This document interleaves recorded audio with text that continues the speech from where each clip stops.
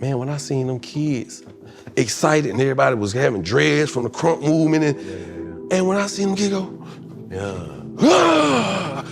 and the whole club, and cause we Atlanta, we used to go, yeet. Yeah. But the kids weren't saying yeet, the kids were going, ooh, you. And that you with him with the beat. And when I saw that moment, I damn near saw this moment. 20 years later, still eating off of this.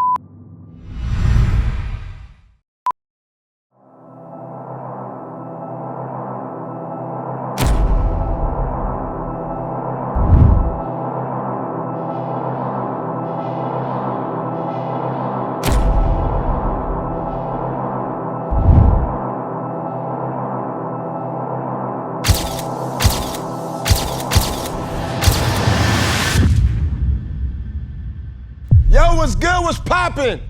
What it is, what it ain't, what it could be, what it should be, what it will be. Cam Newton, the son, Mr. Boogie Doll, here with another episode. And the first episode of 2026, a Funky Friday. And I promise, ladies and gentlemen, I really do promise. Some things change, but some things will never change. It's the fact that I promise to give good content for the masses, and I just promise to always keep it funky. Now, this guest really needs no introduction because it's always going down. You dig what I'm saying? Grammy-nominated rapper, multi-platinum artist, host of one of the country's biggest morning radio shows, reality TV veteran, an actor, real estate entrepreneur, husband, father, grandfather, Atlanta legend, and crazy enough to admit to this, he's an Uber driver as well.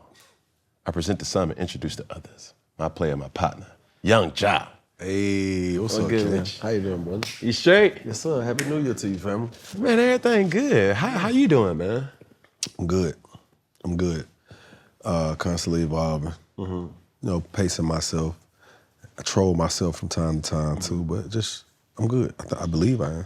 As mentioned, What? this is the first episode of 2026 for us. Yeah. As we look back in 2025, what are some of the things that, you know, you glad it's over, you came away from, perspectives, like what has changed or what's your fortitude going into a new year? Just being all the way transparent, man. Being more selective. Prioritizing. And when I say being more selective of the company I keep, selective of the venues I grace, you know what I'm saying? Selective on the things I put into my body, selective on the things I let come out of my mouth, you know what I'm saying? And just all in whole, just trying to be a better version of myself, man, to be honest with you. So I just left a lot of, anything that can trigger me, Yeah. I've sat back and studied for the last year. Because I'm always reporting on things that trigger people. Most of the content nowadays, let's keep it funky. Since we on here, let's do that.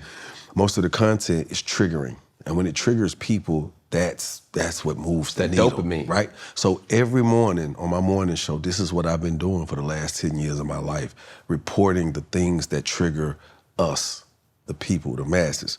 And I just realized that me, myself, in this last year, I said, before I go into 2026, I want to be able to fully see clearly. I ask God to give me this discernment to be able to see the things that trigger me, the people that trigger me, the places that trigger me, even protect me from my own thoughts that trigger me. And that's one of the biggest things that I want to be able to walk away from in 2025, looking forward in this new year, to not focus on the triggers, to silence them. You know what I'm saying? And I think that's very important when you're talking about growth. Oh, for sure. I think we all have our own self-evaluation that we need to do the work internally as we, push forward. I see something on your hand. Yeah. There was a lot of speculation, even in 2025. Separation, divorced, broken up, back together. Like, you're wearing your ring. How's the status of you and your relationship? Normally when you see a person with their ring, they want you to believe the status is It's good, right? It is. Yeah. It is. We good, man. You know, I mean, we human. You got your good days, you got your bad days. You know what I'm saying? At the end of the day, like, people have to understand that before I ever went into the realm of reality TV, Right. you never heard about any of my personal relationships or things of that nature. So I had to just accept the fact that for the last decade of my life, this is what I've this is what I've given to people. Whether it be entertainment, whether it be just for controversy, or whether it just be me out of my damn mind. You know what I'm saying? At the end of the day, bro, I get it. So people speculate, and sometimes I'm not quick to turn off your speculation mode. Yeah. Because that drives the needle. So sometimes I don't say nothing. Because I just like you just said that, I be placing people like, oh, so you up? I be like, so what? Because I'm like, what you asking? But I already know what they trying to say. So you are still married? I'm like, when was our divorce? For sure. But it's come up so many times with me on this show, with me and my wife. So, you know, it's not hard to be confused. Because let's say you're a person who don't watch the show. Yeah. You don't keep up with Love and Hip Hop or reality TV. But you hear it. It's loud enough where you hear it one time and that's all you hear. And there's no recourse after that to clear that up for you. So you walk away going on about your day, not thinking about me, and then you walk past me or see something like, oh, ain't they divorced? Well, then you hear people, you hear the women, let me mind the business that pays me then. This why you don't get in married folk business. Damn right. You just gotta take it and keep it moving. Yeah. Let's talk about protecting what needs to be protected. Your sacred relationship with your wife. There's things that we may see on the internet. There's things that you may share. There's things that she may share. What's the importance as you take this journey, being in the public eye, that you've learned that it's best that we operate in this type of way? Communicating breakfast, lunch, and dinner. And I don't mean when we sitting at breakfast, I don't mean when we sitting at lunch, and I don't mean when we at dinner together. I mean communicating effectively around the clock, the same way you feed yourself, the same way you rest, the same way you take care of your hygiene. You got to communicate nonstop, you know what I'm saying? Because a lot of times, a lot of arguments can be avoided. You know what I'm saying? As a man, it's sometimes where I feel like this is my opportunity in this conversation, in this moment, I got the upper hand because I could prove that something you trying to stand on ain't solid. You know what I'm saying? And if I choose to go into that combo, even if I try to go into it playfully, I got to understand that if a person is trying to stand on something, right or wrong, you may try to go in playfully, but you may come out a little shaken up, a little battered, because it's almost like you're playing with that person. Even though you're trying to kind of smooth things out to get to a common ground, but you just sometimes as a person who's trying to keep the peace, you got to do just that. Keep the peace and keep that piece of information or that emotional space you in, keep it to yourself for a minute until you know you truly ready to have that conversation without it going left. Because some people don't know how to do that effectively, and I can see that in a relationship with my wife and I don't do that as effectively as I think I should, and vice versa with her when it comes to us together. And there's other relationships I've been in, it's been very effective. But with the type of the dynamics that we got in our relationship, some shit I can't play with. And I don't mean playing with it, it's just my wife's an attorney. She's built to prove her point. She's taught, you know what I'm saying? For sure. This man, Closing argument, that's the last opportunity. Bro, because in her mind, she'll point out something and she'll stand on that one thing. And you trying to point at this, and you're like, no. Let's not get distracted over here. She's like, this. And I'm like, but that, ain't that. She said, but you can't get to the that without the that. And you cause the that. And you be like, the damn. You were right. You know what I'm saying? And in that moment, knowing the dynamics of our convo, even if I choose to submit, right? And when I say submit, to hold myself accountable. For sure. Right? And I say, you know what? You right. And if she chooses to have a certain bravado and be like, I know I'm right, you can't let that offend you, because you'll get offended. Like, what you mean? No, you know, because it'll change gears. It'll go a different place, and And now you're arguing. For sure. You came to your common ground. It's like a plane that we land. Hey, we gotta take on back. You like we land on. So why we taking back off? Yeah. Because it's not grounded. It's not done. Part of my ignorance with your personal situation is this the first time you were married? No. Right? So with that, what makes this marriage, and not to kind of look back, but how do you find it in you to keep fighting for something, even though I know in my relationship and relationships in the past that I've done something and doing some things that, dang, we made it to this tier. I'm in new real estate. You know what I'm saying? I'm not used to this feeling. Right. And then there's other times where it's like, I've been here before. Being in a relationship before, being married before. I'm not sure her specific status. What keeps you at a newness to say, hey, I'm still fighting for this? No matter what the people say, I'm gonna love you anyway. And I know holding yourself accountable, and I had to put the mirror in my face and say, hold on, what you do to start this? How do you take accountability to make sure that no mistake is repeated during this relationship? People always tell you to not focus on the past. People always tell you look forward. Don't worry about the past, right? And or maybe they say don't dwell on the past. Mm-hmm. And people have allowed that little saying or that moniker or that phrase to kind of organically turn into so many different meanings. But some people say don't dwell on the past, meaning if it's things you can't change, don't worry about it. And I don't find that to be good.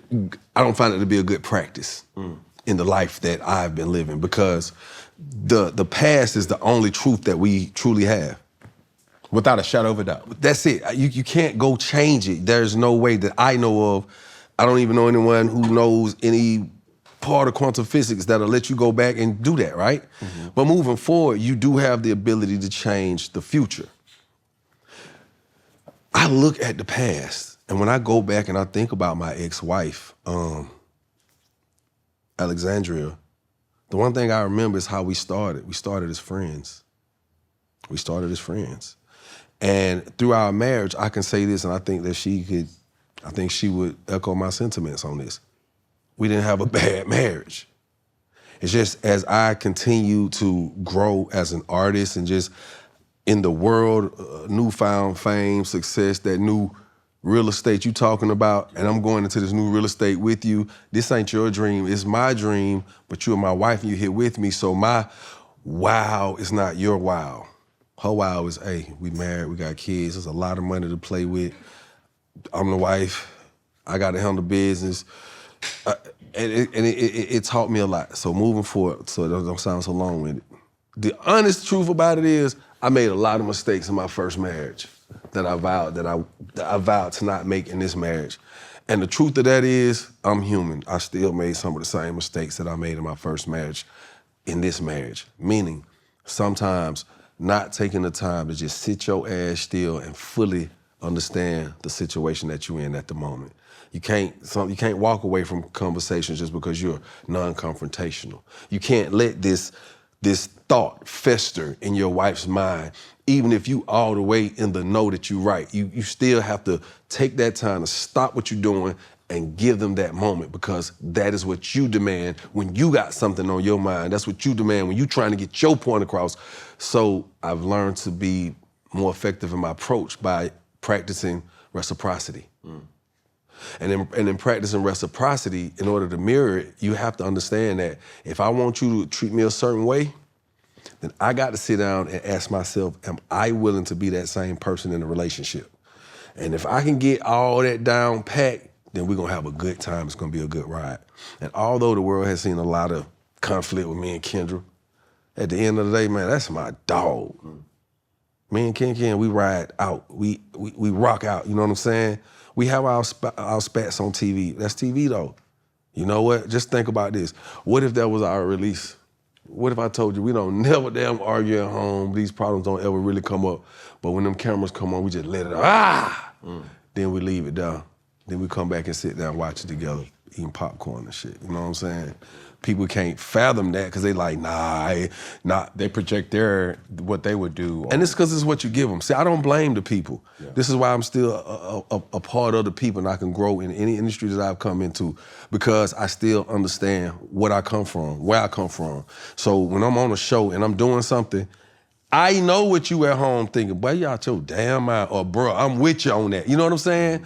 And so I'm able to take that in. And so to be honest with you, man, in this relationship, I have learned patience, communication, and being intentional. Being intentional is very, very, very important. Yeah.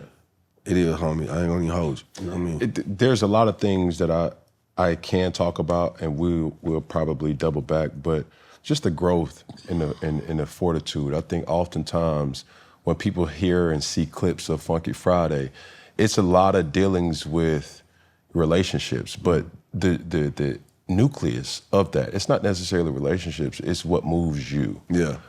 Being a provider, being a person who has provision for a lot of people, relationships does matter. And from a wife, from a partner, from a girlfriend, from a fling, from your children, from your businesses, from your career, those relationships have to be compartmentalized in a respect that you have to give that respect, you know, to have balance, so to speak. What's tough at times, I only can speak for me, is when there's an illusion that is caused by outer noise, and dare I say outer noise because we're human, to operate without the belief that nobody understands or sees, you're a fool. Right. But when it starts to penetrate the relationship, that's what causes inflammation that can tarnish, right? Yeah.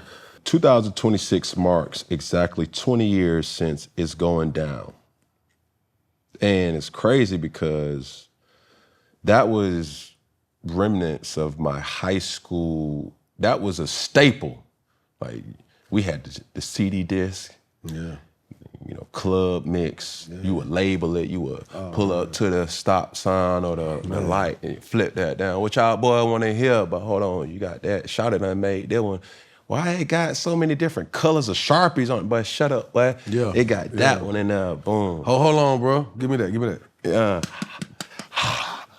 Clean that thing off. And it's skipping, boy. It got too many scratches on there, hoe. You feel me? Like, it's going down, and Yung Joc, for me, is a very nostalgic artist that even when we were having the conversation, you know, off camera, my oldest son don't even really know you on that type of turn. Right. You know, what my name is, Shy. He was the nigga on Tip Drill. Yeah. That everybody wanted to see. If I could take this nigga eyeballs and say, go back to that video shoot day. Yeah. Ooh. What didn't make the video? Yeah. You don't need the eyeballs. I just need 2 hours. You feel me? You feel me? Yeah. And that right there is something that that's what excites me the most about this interview, because you've been the epitome of the word pivot. No matter what, reality TV, okay, cool. The artist, okay, cool. Entrepreneurship, okay, cool. You know, really, okay, cool. Like, so many different things. Radio show, okay, cool. But being that 2026 marks, you know, a very pivotal time for you as an artist, how does that feel? I think it really shows me, like, dreams come true. You know what I'm saying? You know, in our era as kids, and I don't know how much older I am than you, Cam. I'm 36. Okay, I got you by a deck. All right, so, but there are still in our 2 decades together, or our decade, you know, where we share in age, there were certain commercials you remember seeing. You remember seeing the Army commercials? They tell you be all you can be, Army. Fortune favors the bold. Be all you can be. All that you can be. Yeah. All right, you remember, it's one commercial that stands out to me the most in that time. It was a McDonald's commercial. And Calvin was walking down the street and they set it up like 227. Everybody was in the window like 227. Remember the show 227? You that young? I'm young. Girl than me? Yeah, okay. Yeah. With 227, you know, Jack A, they was out the window talking, and I ain't heard it from me, you know. So they sitting out the window, and the Calvin walking down the street, and they like, Calvin's got a job. And he happy as hell. He walking to McDonald's. He just happy and smiling. And so when I sit back and I think about 20 years, I'm gonna bring it back to that. Yeah. When I walk places, I don't get caught up in the fame. I don't get caught up in my name. I don't get caught up in the success. The nostalgic moment for me, like for you today, is when I'm walking somewhere and they say, look at you still working. It makes me feel like that moment, because when I sit back and think about the very moment I was introduced to the world as Yung Joc, here I am 2 decades later, 20 years later, and I can still eat off of something that I did 2 decades ago. And it's not many things in our lives, in the average human's life, that they can say that has happened if it's not schooling or a child. Yeah. You know, it's like, oh yeah, I went to school 20 years ago, this education, this degree still feeding me. Or I had this child 20 years ago and they became a child star and they feed me. But what, you know what I'm saying, what else would you have, what other seed could you have planted? What did you create that can still bear fruit to this day? And so when I look at that 20 years, I'm just like, man, I just think about Kevin. And because you gotta think, 20 years ago, brother, when I walk up and I see somebody 60, 70, boy, you still out here working. Boy, you looking good. Boy, I remember when you dropped. It's about 20 years ago. You're like, damn, all that, man, I'm here. Yeah. But then you think, bro, he was 50. You had 50 years old. I'm not far from 50 now. So that's like me at almost 50. You looking at 20 years. I'm looking at a little baby like, boy, you still rocking and rolling. You know what I'm saying? And so it just makes me feel like that, man. 20 years in, I just think that it's just been a complete blessing. Because as you said, music is not the only thing that has helped sustain my career. And pivoting was a very, very important thing to me, because I've always been a person who, when I'm into it, I am into it. Yeah. But if something else grabs my attention, it got me. And that was something that I pointed out earlier on in my career. Don't be the kid with ADD. Cause that's who I was as a kid. ADD. You can be talking to me about something, I'm off to this and all over the place. That's why I'm able to live in so many dimensions at one time. And when I say live in the dimensions, my different roles that I play on a day-to-day basis. So I'm gonna keep it 100, man. It's just, I think I'm a little bit off. That's why I'm able to do it all. Man, I shared this wholesome moment a couple weeks ago. I believe it was right before Christmas. And I'm at the counter. All I wanted for Christmas was for me and my lady to go to the mall, and I just wanted to re-up on my cologne. That's it. Over a span of a year, like the amount of hold on. Well, by October time, you know what I'm saying? I'm saying to myself, bro, I'm getting low. So, you know, a lady comes up to me, she was like, let's do something different this Christmas. I'm like, no, we're never, like, this is our ritual. We go to the mall, I get you some, you get me some, and that's it.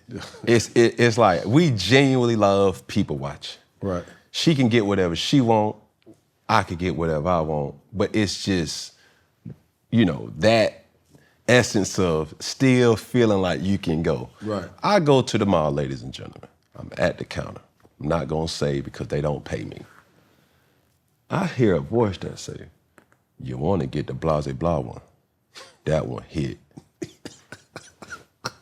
It's this nigga job. Bro, why you gotta look down? I said, wait, what? Why you couldn't just look to the left? You No, had to look to the left and down. because that was my way of saying, all right, bro. nigga, what's up? You all right? Cool. He said, yo, good. Then he says a subtle flex. Man, I got all these, but this one right here, like I got that one. But that one right there, bro, everywhere I go, every city I go to, bro, it don't matter what it is. Everybody gonna ask me. What you wearing? What I'm wearing. Yeah. I said, which one you pointing to? He said, that one right there. I said, sweetheart, hey, let me get that one right there. I don't even know what it's called, but as I'm spraying it, I'm like, bro, I gotta spray that Joc on. You feel me? This is the one that Joc put me on. Yeah. And it's funny because that's Atlanta. Yeah. Like, you can literally be in Lenox, Phipps. Yeah. You could be at dinner. You could be at the club. You could be at the Falcons game, the Hawks game. You could be standing next to an athlete. You could be standing next to a rapper. You could be standing next to a politician. You could be standing next to a stripper. You could be standing next to a scammer. You could be standing next to a principal, a teacher. It's a melting pot of individuals. I did not feel threatened. I did not feel like what's going on. I felt safe. But the calmness that you had, I don't know if it's age, I don't know what it is, but it was just like, nah, bro. I felt like I knew you. Yeah. Cause it was like a friend putting on my blood. That ain't it. Like, which one you got? Like, nah. We had a moment right before Christmas, and I'm like, not even knowing that I would be even talking. Same thing. And it was like, hold on, for real? Well, I'm about to get that just because you said it is. And I found myself spraying it like, but it's the job. You know what I mean? But for that, how has Atlanta, then that's the essence of the question. Like, how has Atlanta shaped your drive, your hustle, your sound, and just as a whole? Just that, the picture you just painted is the perfect picture. You know, imagine if someone tried to teach me how to be politically correct in Atlanta. Mm-hmm. Imagine if somebody tried to teach me, like I had to take a course on how to interact with celebrities, how to interact with politicians, how to interact with the police in Atlanta. I don't think they could just write it down. But because I'm in Atlanta, I'm able to see a Cam Newton right there, and I can step back and take what I know of him professionally, what I think of him personally, my opinion. I could take down the facts. I could take down speculations. But there he is. Yeah. Whatever I think of him, he's right there. I see for myself. Bruh is indeed in here with his family, cooling. He ain't bothering nobody. I know that feeling. You know why? Because every Christmas, what you just told me you do in front of the world is the exact thing I do. And believe it or not, with what you just said, there's so many people gonna laugh because there's so many homies of mine be like, bro, what a cologne at? I swear to you. So my bag that I got right there, if you open that bag, it's 2 bottles of cologne, top of the line stuff. Because when I walk in anywhere, I'm gonna refresh. And I know it's homies that need it. You got to. Lightly though, because you'll oversaturate the clothing, because with the good stuff is oil. And it don't really come out if it's the good stuff, for real. For real? Lightly, mist, walk into it. Hey, how you doing? Like, give me a number count of that. When it's good too, you always hit the face, side profile. Come down. The earring gotta be hit. But you don't want to hit the earring because then it take the sparkler. Like right now I need to clean them because that oil get on. So you gotta, and when you you hit the, hold on, not right now? Yeah, it's a, You gotta come, because it hit the side of the face where you hug somebody behind the ear, because the ear might have a little boo-boo on it back there from the earring if you don't clean them every day. So I don't know. And when I got earring problem. I ain't never had an earring. You ain't never had, okay. Just stay focused. But I'm coming down the arm with it, and it miss. So when you hug, it's a, and when they get in, it's a. Oh, I gotta apply that one. Yeah, but I'm big on initially though, see, we missed a valid point. Like when you first put that on, before you walk out, the top of the tops. Oh man, I gotta cross my heart, hope to die. It's like a 3-spot. And then you let it settle, and then you just make sure, and then you gotta remember, it ain't what's in the front, it's sometimes what you leave behind you. Not the back. Not the Kareem hook. Back, because somebody could be standing behind you. And what's on the front might not be bellowing over the shoulders or the physique. Over, under. Or under, or 15, around. Like, no, that's too many. That's under. 6. No. No way. 1, 2, 3. Yeah. But I ain't gonna lie to you, I'm going over about like 15. Man, you burning people. You hurting people. It's people with allergies. They got allergies. I done been to Miss Shanika every morning. So when I go to work in the morning, here's the thing, because you talking about, bro, I want to smell good. That's a thing that I believe in, dog. And when I go to work, I want to just, because I'm in the room around people, I want to, one thing they know, that boy in the building.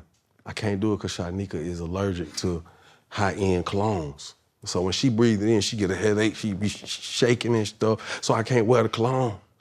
Well, get what, Miss Shanika, you gonna be happy to catch the Holy Ghost, cause I'm going. You gonna do it. You gonna do it. But that's a real thing. Yeah. And it meant it going like I'm. So going. you put too many sprays on though, you gonna start breaking out. No. You're gonna affect your sinuses. No.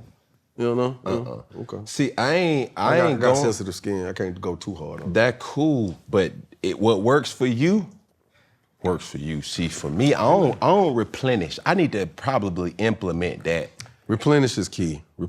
That's why, when you walk in somewhere, that's all you got. Some people don't get a chance to see you. They just smell you. See, I got hair too, because I got to be very sensitive. See, the thing about me, what hair has taught me, it has humbled me. You get to moving real fast, and folks who got hair know. Like, you move too fast, like, oh, it's time to wash my hair. It'll hold odor, yeah. Yeah. It's just like funky air carpet in somebody's house on time. No. See, you can't use funky. I mean, we can use funky, but Friday, but with not the stinking hygiene. funky. Yeah, no. Cause that's one of my little mistakes. Cause when you really clean the hair, it cleans it just make you feel a little different. You know what I'm saying? I didn't realize until right now, this is what ADD kind of kicks in. Yeah, we doing it right now. It has literally taken over this interview. But me growing hair made me have a newfound respect of beauty salons. Yeah.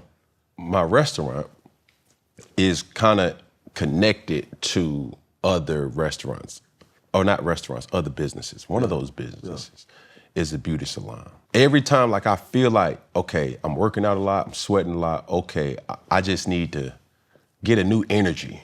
I wash my hair. When I go in the beauty salon, bro, you would be so surprised what women talk about. How they talk about it, how engaged. If somebody, this is a show for BET, Netflix, Paramount, whatever. We talking about reality TV. Boy, what women talk about in a beauty salon is something that, like, oh my goodness. Yeah. As a man, I felt like I was an informant. I'm like, ain't no way y'all having these good of a conversation. I found myself going to the beauty salon just to talk. This what, and I get topics to talk about on Funky Friday. Yeah. That's the street. That's the real streets right there.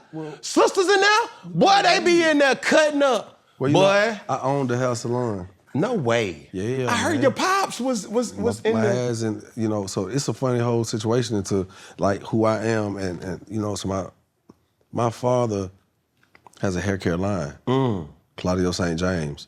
If you wear any type of braids, you had any type of braids in your hair, I don't give a damn if it's the new boho braids to you had cornrows and micros back in the day. On this East Coast, you don't put his products in your hair. No, you didn't. Yeah, man, you'll see the You misty, got some of that, some of them juices and berries? I'm talking about legitimate. My father is 70-something years old, and this is all I've seen him do my entire life, bro. So I totally understand what you're talking about because I've had to go into salons and sell these hair products.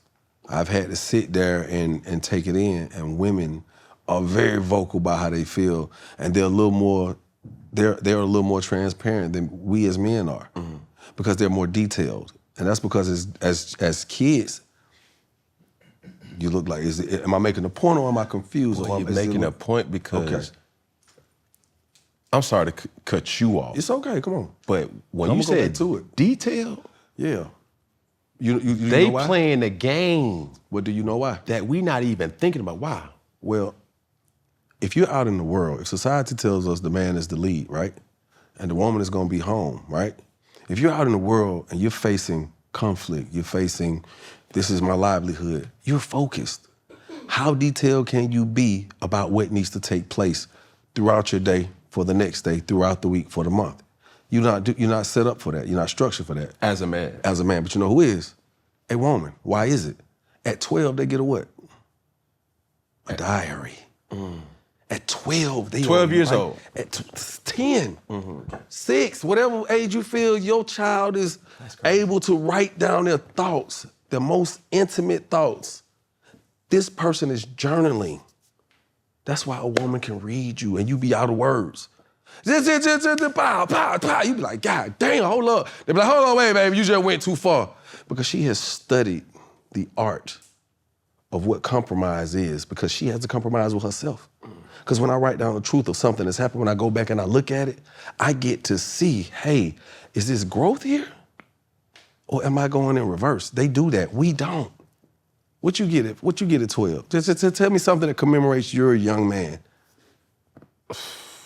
A new basketball, football, some cleats. So sports, so with the kids in sports, they get a lot of little things along the way because there's a lot of programs. We're not emotionally attached. You're not. So here's the thing.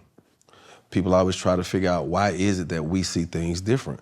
Why does a man feel like he has to have multiple partners and a woman says, I only need one? We're taught quantity. Women are taught quality. Okay. How many Barbie dolls is a girl gonna have? No, let's be for real.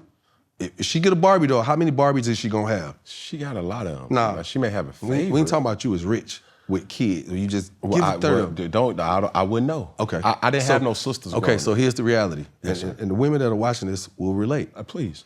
You might get a black, you're gonna get you the main Barbie, because that's what, you know what I'm saying? We're gonna get into it, the main Barbie. And then somebody, mama or a friend or sister, gonna be like, get her a black Barbie. She gonna have since she might have two, right? You don't get you might have another kind of doll, but it ain't a Barbie. You're gonna have that one Barbie. Barbie might get a boyfriend, she's gonna have a one Ken. You accessorize Barbie. You don't get a bunch of Barbies. You, on the other hand, little boy, Rowdy Piper, Macho Man, Hulk Hogan, Junkyard Dog. You get the quantity. You get more than one. You got a collection. She's gonna get that one dog. You get a bag of toy soldiers. She gets one little thing. You get a 6-pack of Hot Wheels. A couple games. She get a bike. You get skates and a skateboard and a 10-speed this year, 12-speed if you big enough. Your underwear. Right now, grown man, if you ain't going designer, you got 5 in a pack. Her, she always buying one at a time, because it has to be quality, it has to hold up. She gonna buy a panty and her bra. You're gonna go get your wife beater, sir. You're not gonna get it one at a time. You're gonna get a pack of 3 to 6. Everything you do is gonna come in an assortment, because your mind is engaged differently. You kind of get what I'm saying? Boy, I'm there. You sit down at house, you like, man, I might want the guy now.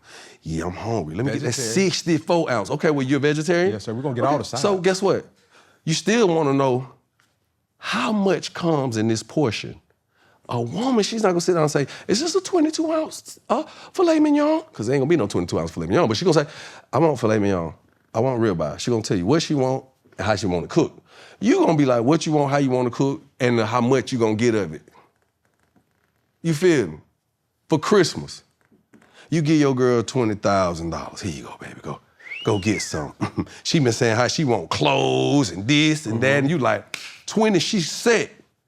Man, she come home with 1 pair of shoes and a bag for 20. You be like, what is you doing?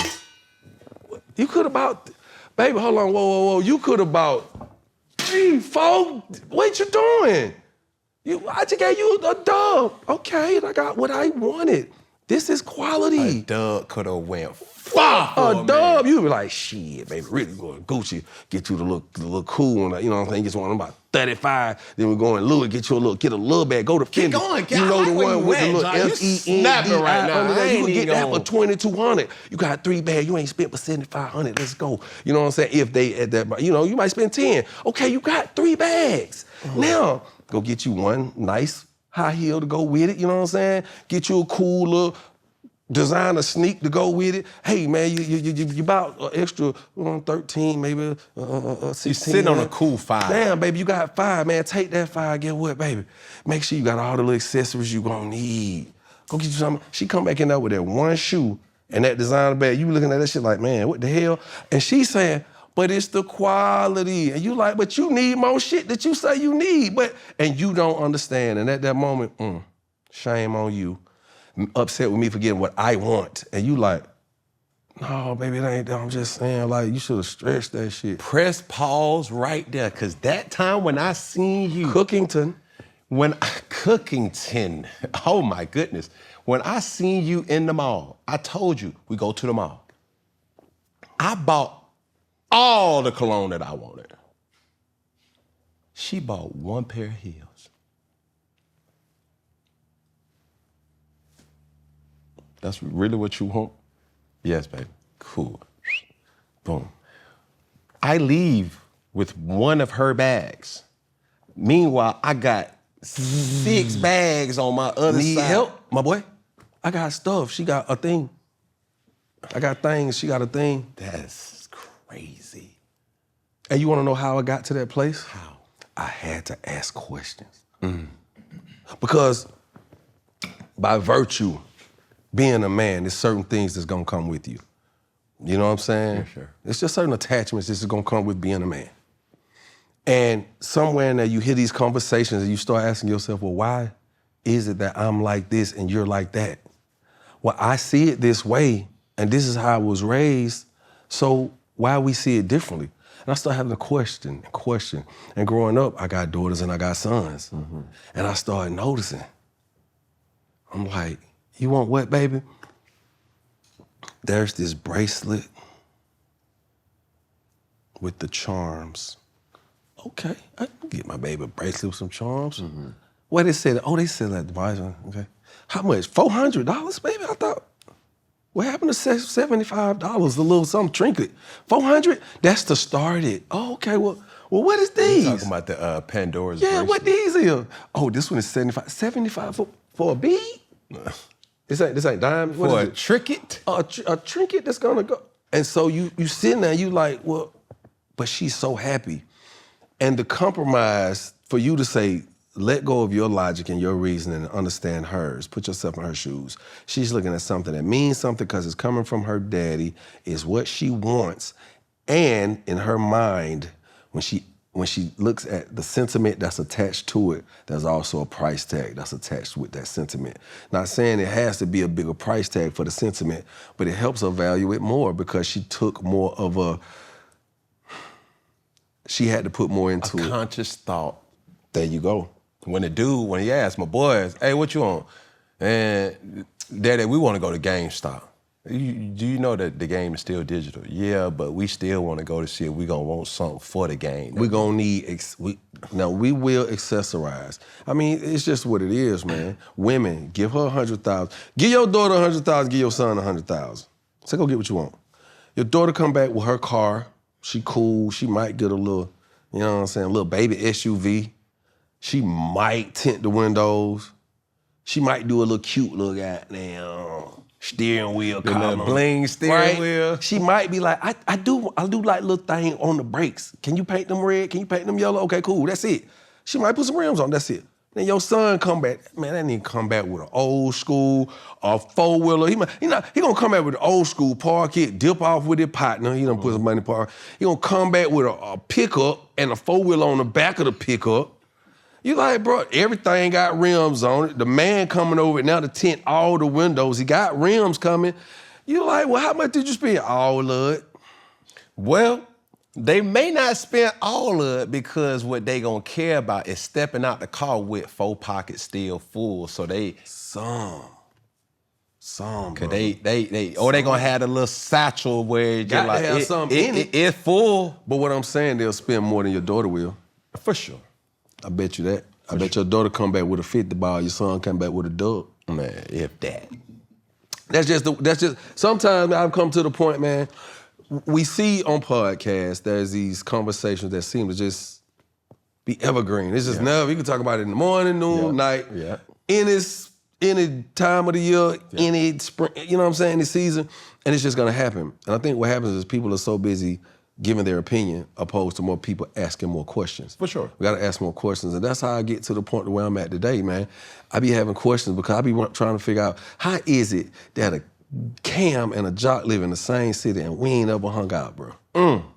Well, I'm really extroverted. I get it. Like, I come alive, just like you say, in front of the camera. But anybody who truly know, I was saying this last night when I was working, I'm a vamp. I get it. Like, I can be here at 1 a.m. and not realize how late it is until I get a text or call of, you all right, you cool, bet. I don't drive. So, Why don't you drive? just a decision. Okay. I got in an accident. I was going to ask us that to do it. But when I was in that accident, though, I didn't care the result. Nobody knew. Nobody knew.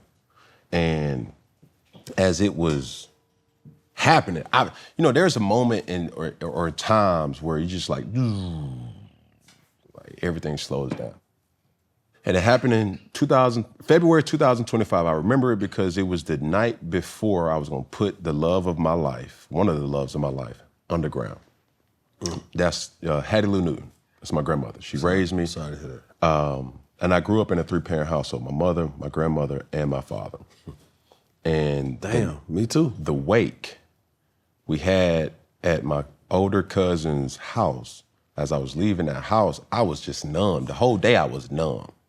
Numb because you have guilt being a provider, because to be the ultimate provider, it's going to require a lot of sacrifice.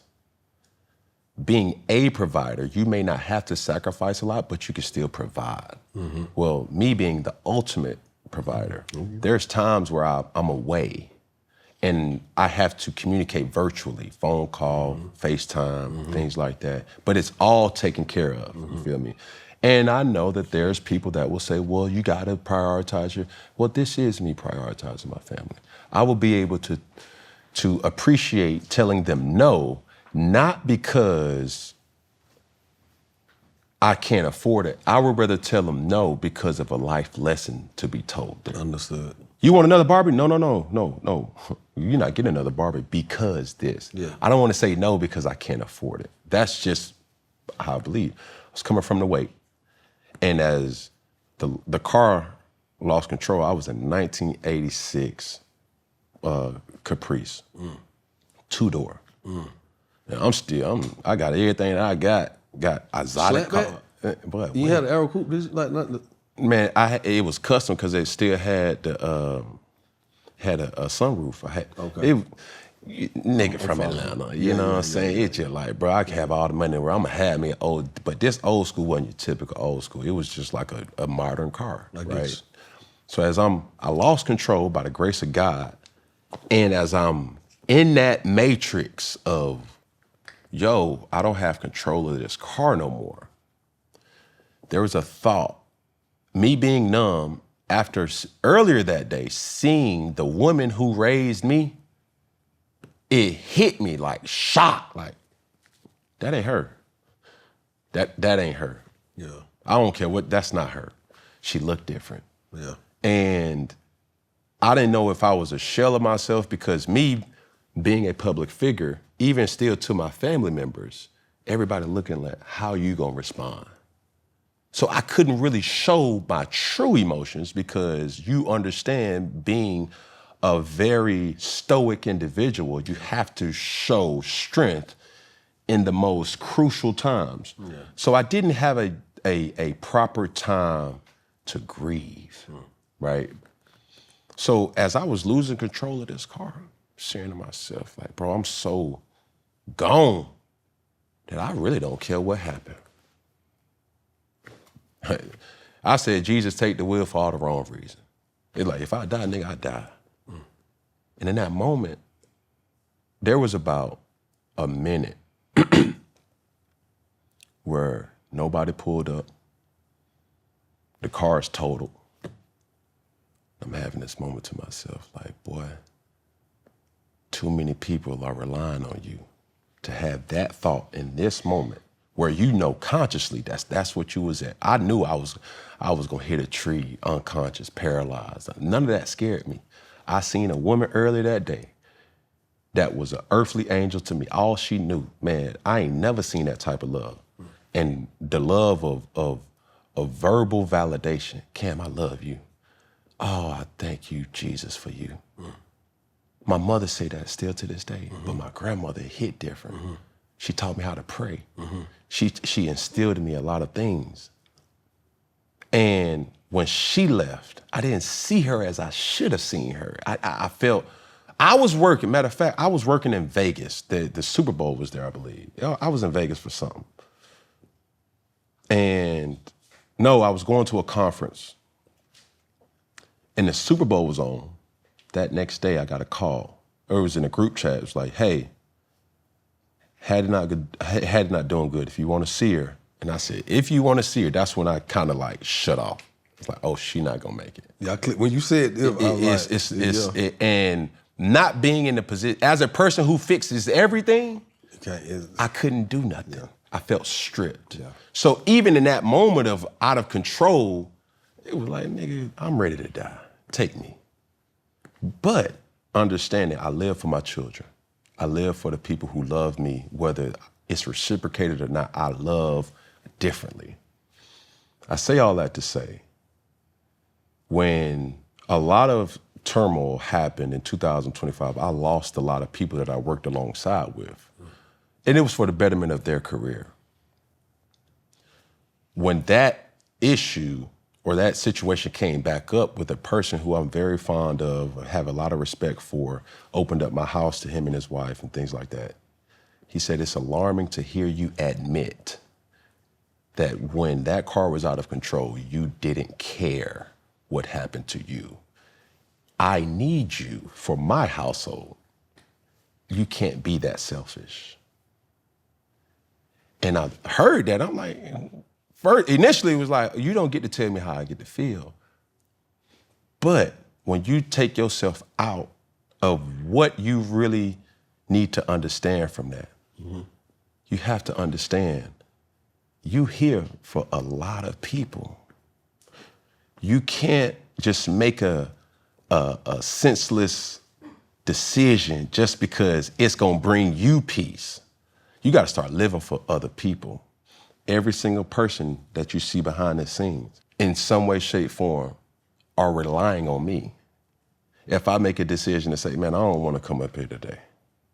If I make a decision to say, hey, this will happen, I then had to walk away from that situation by the grace of God. The next day we buried her, still numb, and I made the decision of like, I'll never drive again.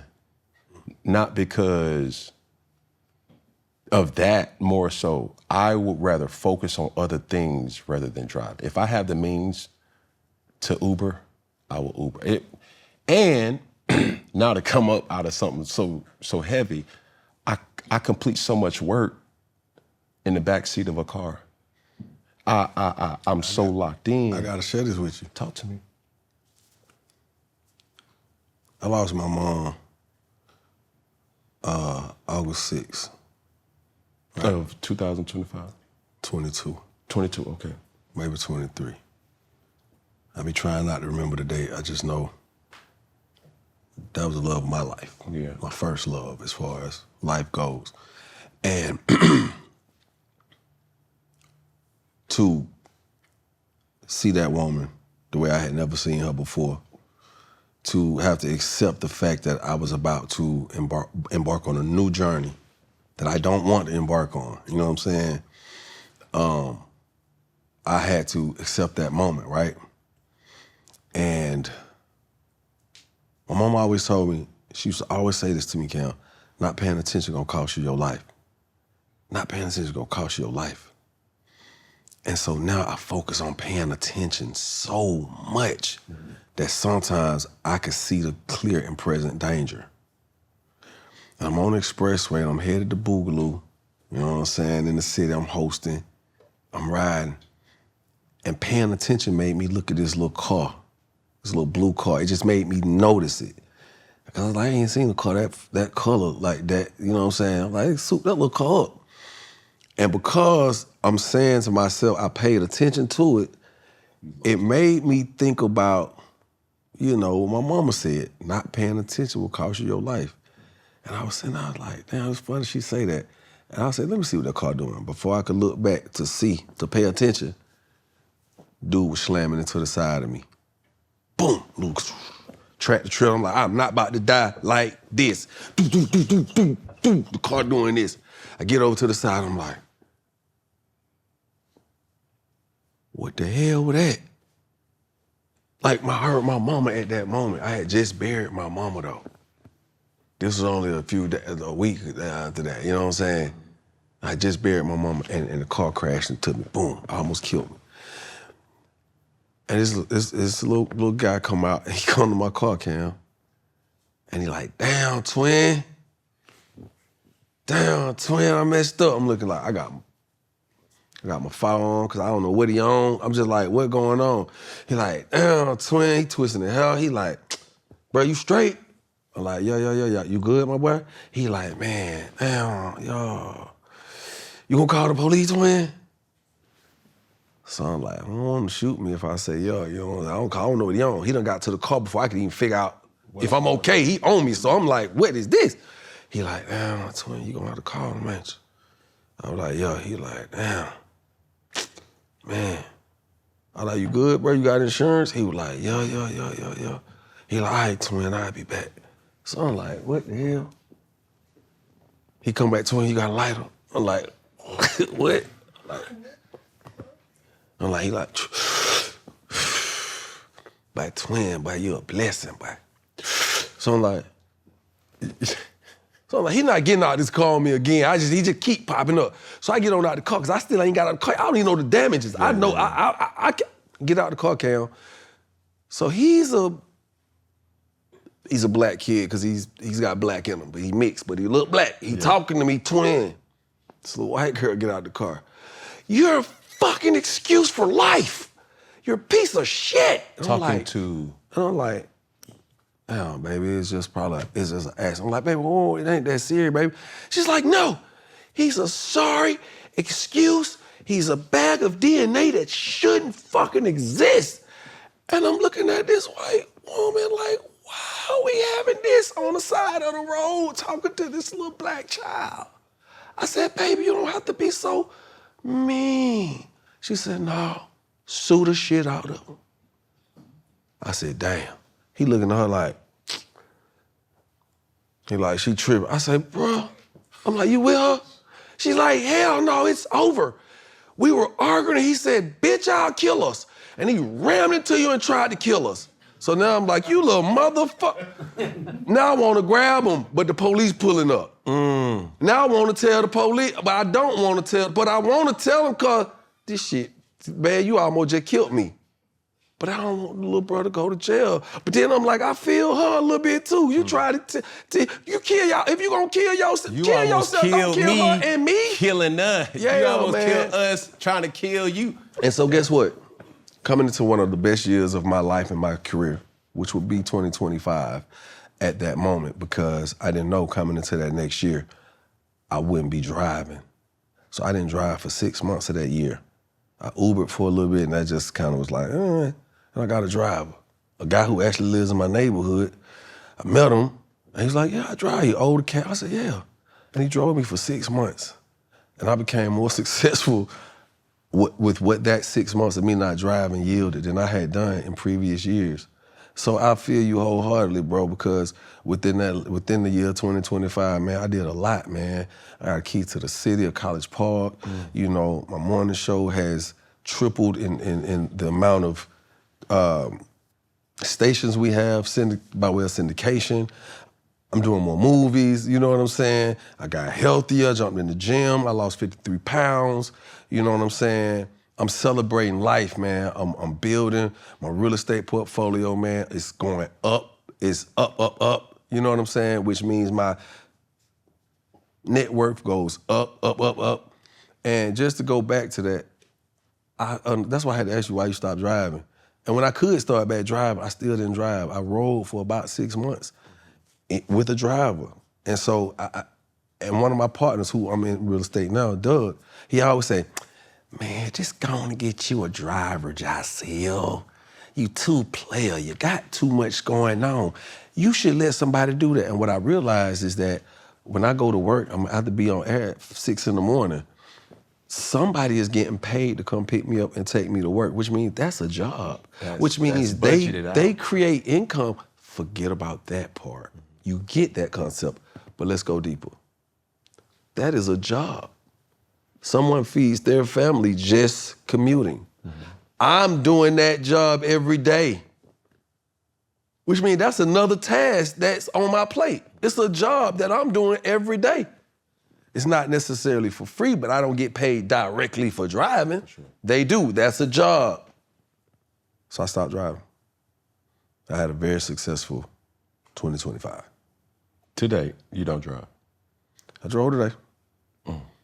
But they keep telling me, but you don't get you another driver, but you doing so good when you weren't driving. Cause see, when you got a driver, or if you're in an Uber, or not Uber, a Lyft, or executive, you don't make as many stops. Because each stop costs you money. Because I told you I got ADD, all of a sudden I just, ooh, yeah, let's go down. Like, bro, where you at? We still here waiting, cameras up. I'm supposed to be with Cam. I'm gonna catch y'all later, man, I'm gone. You leaving? Yeah. Hey, Cam, how you doing? Yeah. You ain't gonna believe what happened. We ready? So I just may start back with a driver Cam. I'm a driver's worst nightmare because I hold everybody accountable. I get so nervous while I'm witnessing somebody get on their phone while they driving me. Oh no, we don't. I get nervous like when this ain't no movie, but if you talking to me like this and we still driving, and I'm like, hey, you need to, you can multitask. You look forward. But it takes a person get into a car accident, multiple car accidents, that you like, bruh, you will die not paying attention. Yeah. And this is the challenge to anybody, because I kind of want to pivot to, mental health. Come on. But driving in a motor vehicle,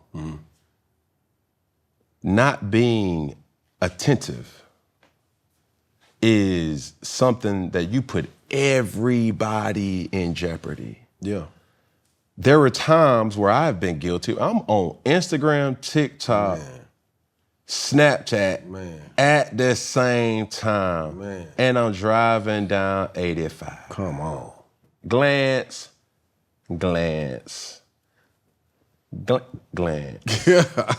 You feel what I'm saying? Yes, and you think, hey, I'm a veteran. I've been driving for a long, substantial time. And it takes one mishap.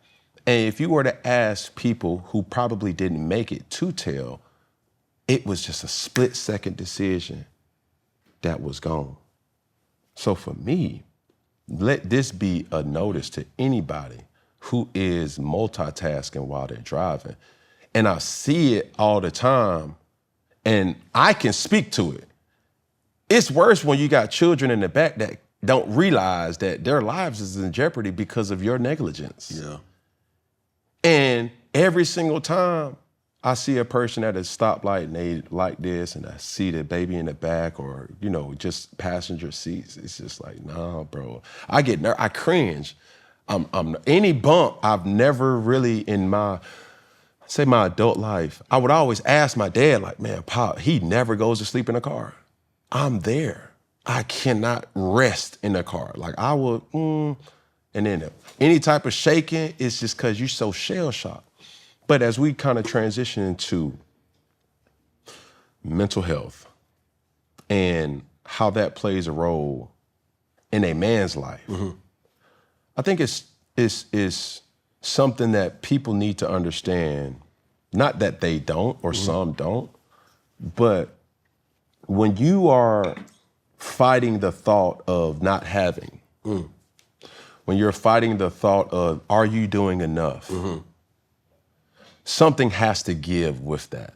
Meaning, like, if you're going so hard, you being emotionally intelligent to certain things, you may slip with that. You know what I'm saying? Like, hey, man, it's my daughter needs this. Yeah.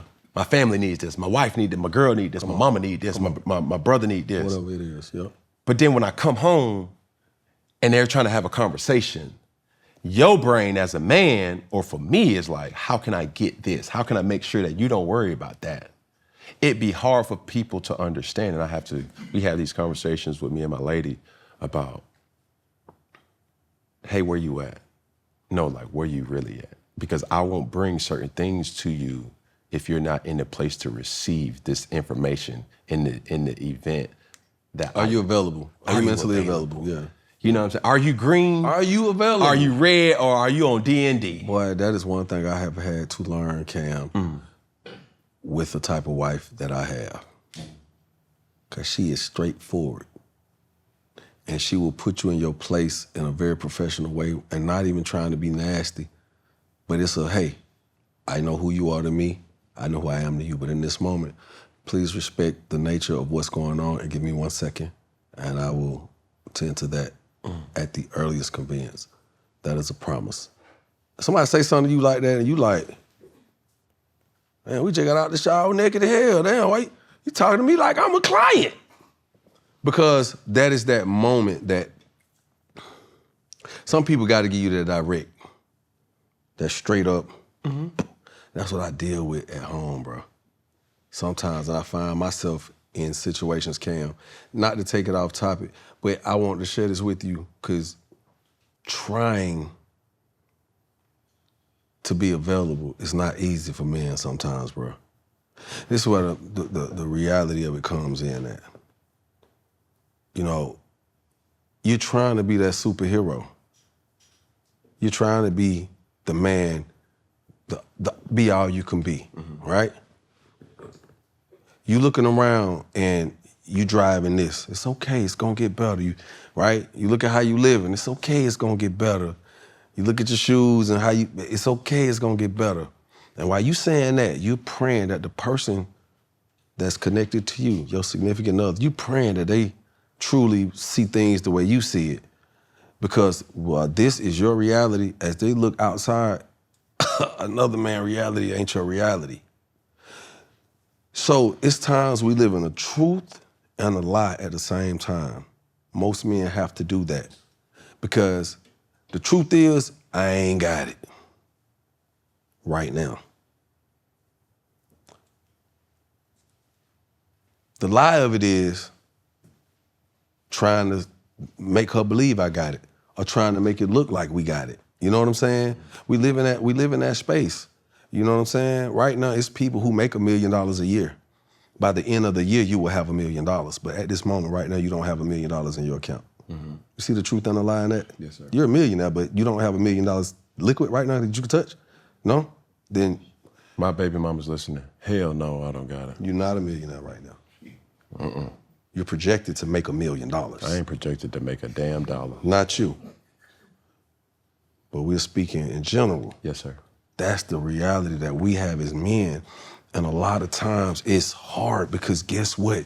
You look on Instagram and it's a woman on there saying, well, I allow my man the space to have this type of conversation. Like, I can't dare go to this broad, tell her nothing like that. I'm not saying my lady, I'm just speaking in general. You like, man, I can't go to her and tell her I'm down on my dick, I need some help. You get what I'm saying? Bro. Like, it's hard to, because you don't want to ever seem like you not the man. I was having this conversation. So it's a man cave that's on my property. I call it the frat house, right? And I was asking, we was watching the game. I can't remember the game, but it was here recent. And we play spades, you know, whatever. And there was a moment where everybody was done. I just asked, because my social circle is heavily influenced by my brothers. I don't really have friends. They have friends. Understood. And their friends are, in essence, my friends. I get it. So they're over, and I asked this question, and all of them are married. I'm not. I then asked the question, I said, how many of you guys' wives really know you? Yeah. I was baffled by the response I got. To protect them, because their wives probably see this. I said, well, what's the hesitation? Because with my dynamic, she knows. everything. And sometimes it may hurt her feelings about what she finds out that I tell her about. Mm-hmm. But at least she knows. I know everything about her. It may hurt my feelings, but I know. When I use my example with them in a room full of married men, it was, Kim, it don't work like that. I said, well, what's the common denominator? One replied, nigga, you rich. You got abilities to do certain things most men don't. And I'm saying to myself, well, my reality is I don't just have one woman in my life, I have three that are my responsibility, right? I have three mothers of the children that I bear, and they are my responsibility. That's how, it may not be everybody's reality, but that's how I look at it. I pay a lot of mortgages. Yeah. And I was blown away by the thought of saying, I asked somebody to explain it. He simply said, I tell my wife what she needs to know. Very triggering language to use, but then I replied and said, what if your wife only tell you what you need to know? And I'm sure that's how it is, though. But is that... So what? I feel you. Now here's the difference. You go to the gym, I go to the gym.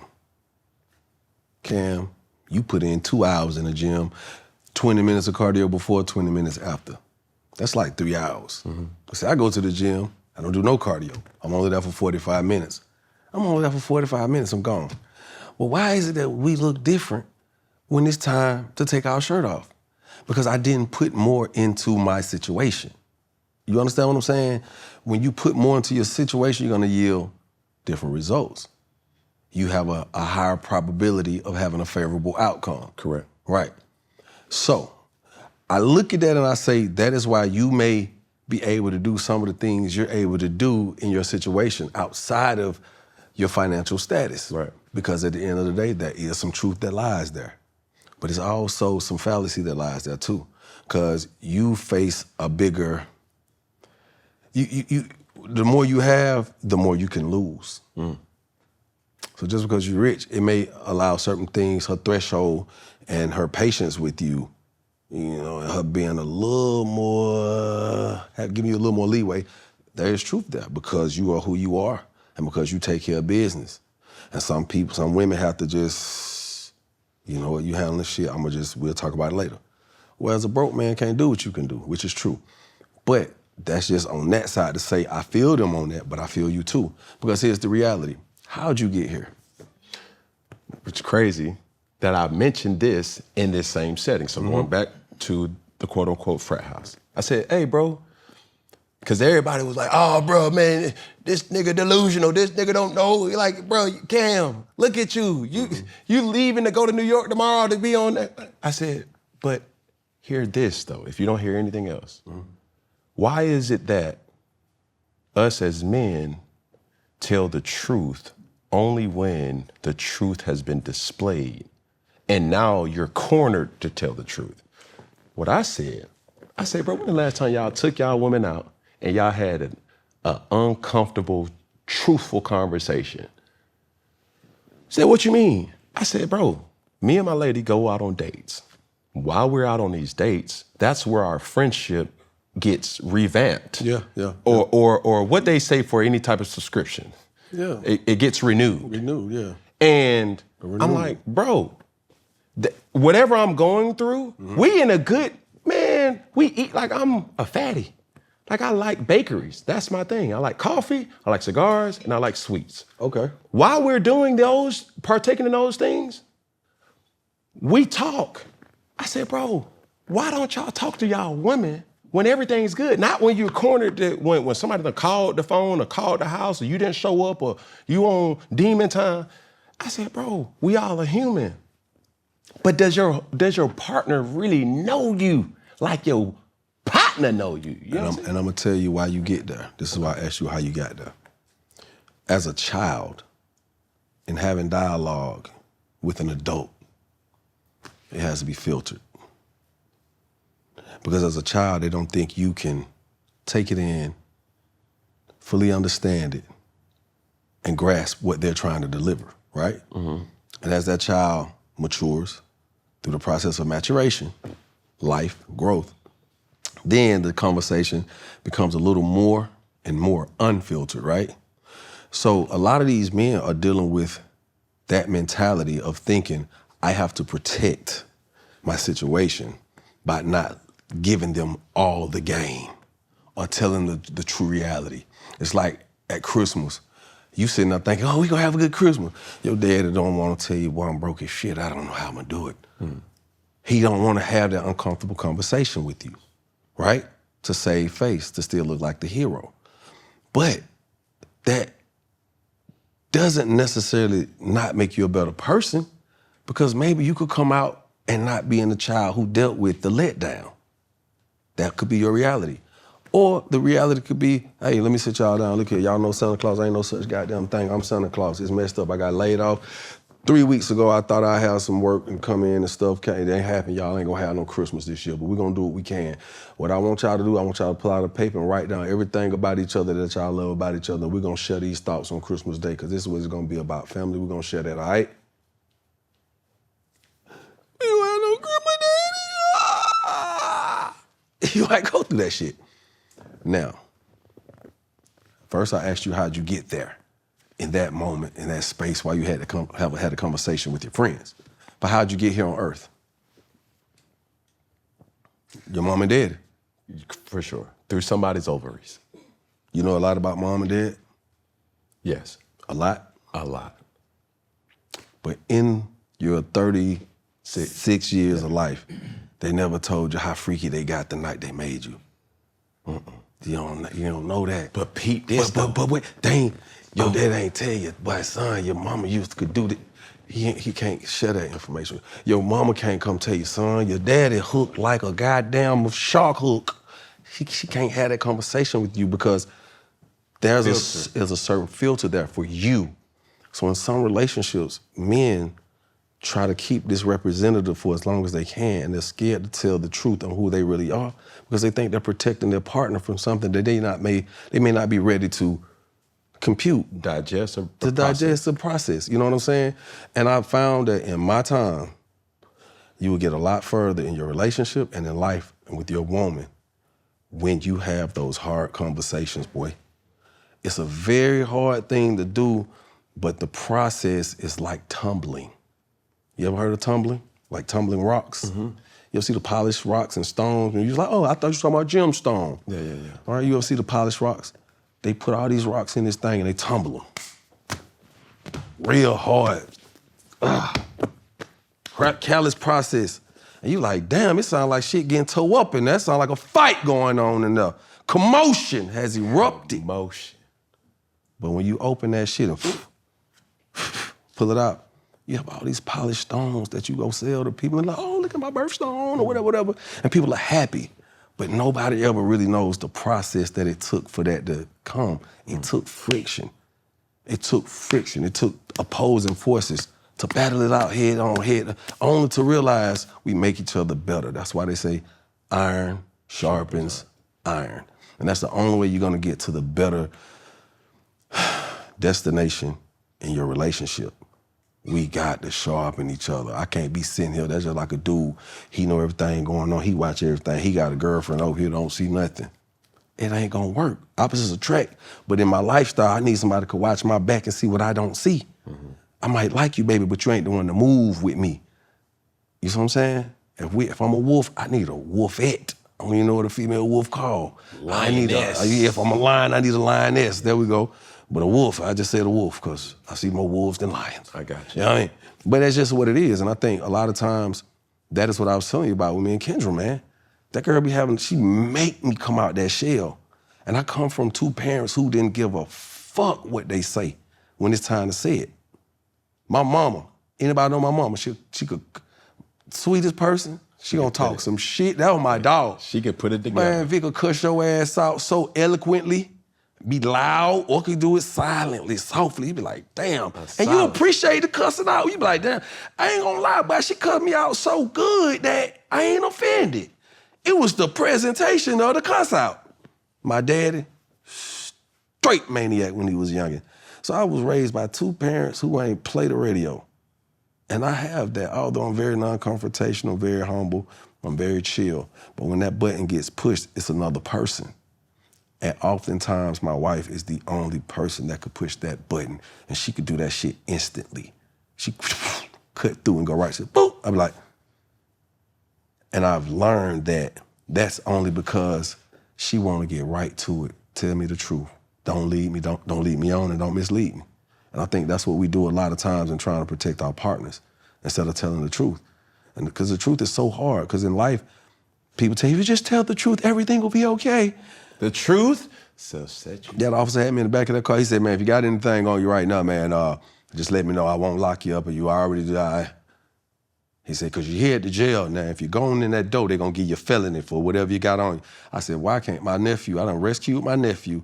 He done smoked some shit. They done called me. And I'm like, boy, what you smoking? He so how he gets him. I'm like, what the man, give me this shit. I'll put it up. Mm-hmm.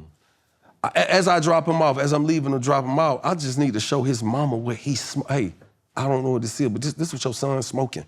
So my nephew's smoking. Before I could even get rid of it, the police pulled me over. I took it.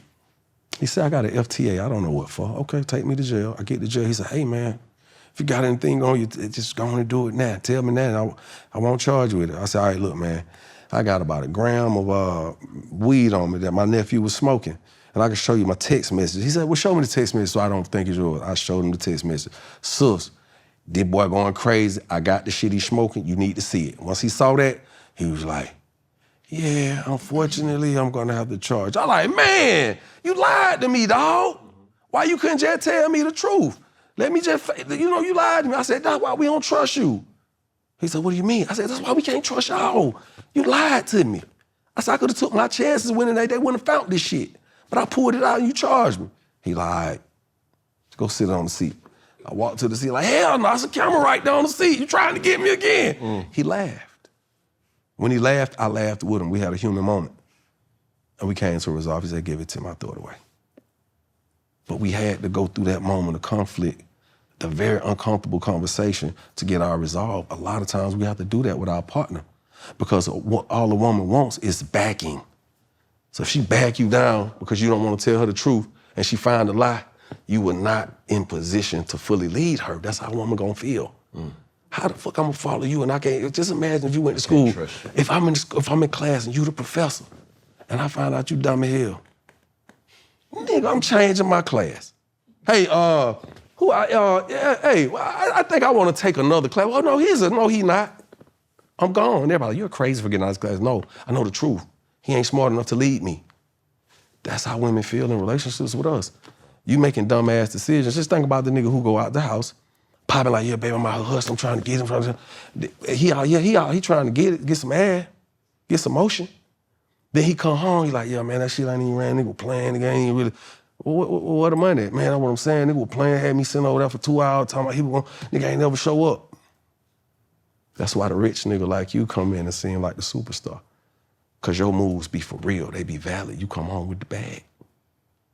So you don't have that conversation as much. Where you was at, why you was gone so long? Well, what happened? Man, I just was trying to record in the studio. You've been doing that for 2 years, you ain't had a hit yet, you need to do something else.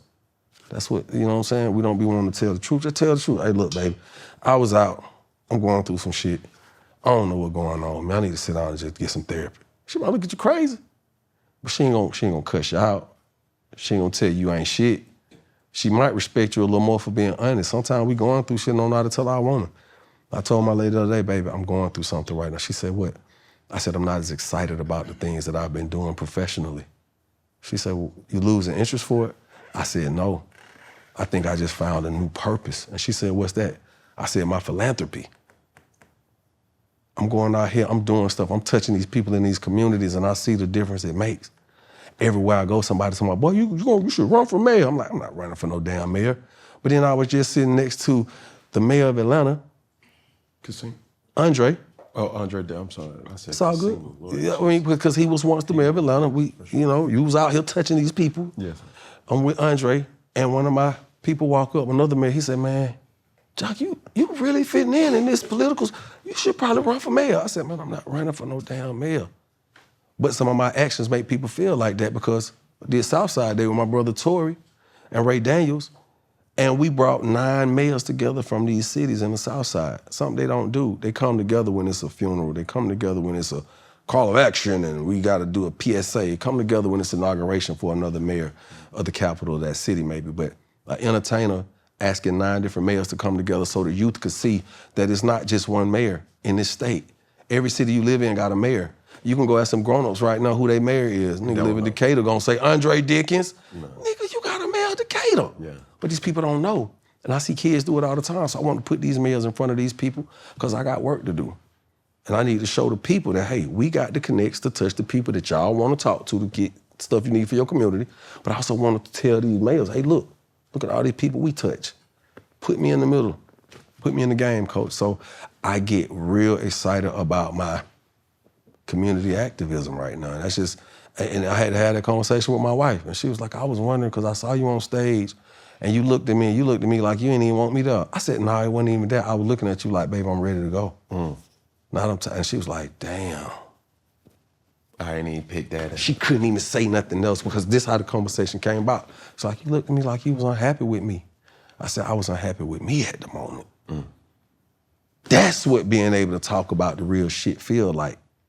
But it's hard to say I'm unhappy with me. Because the minute you say that, be like, you ain't talking about killing yourself.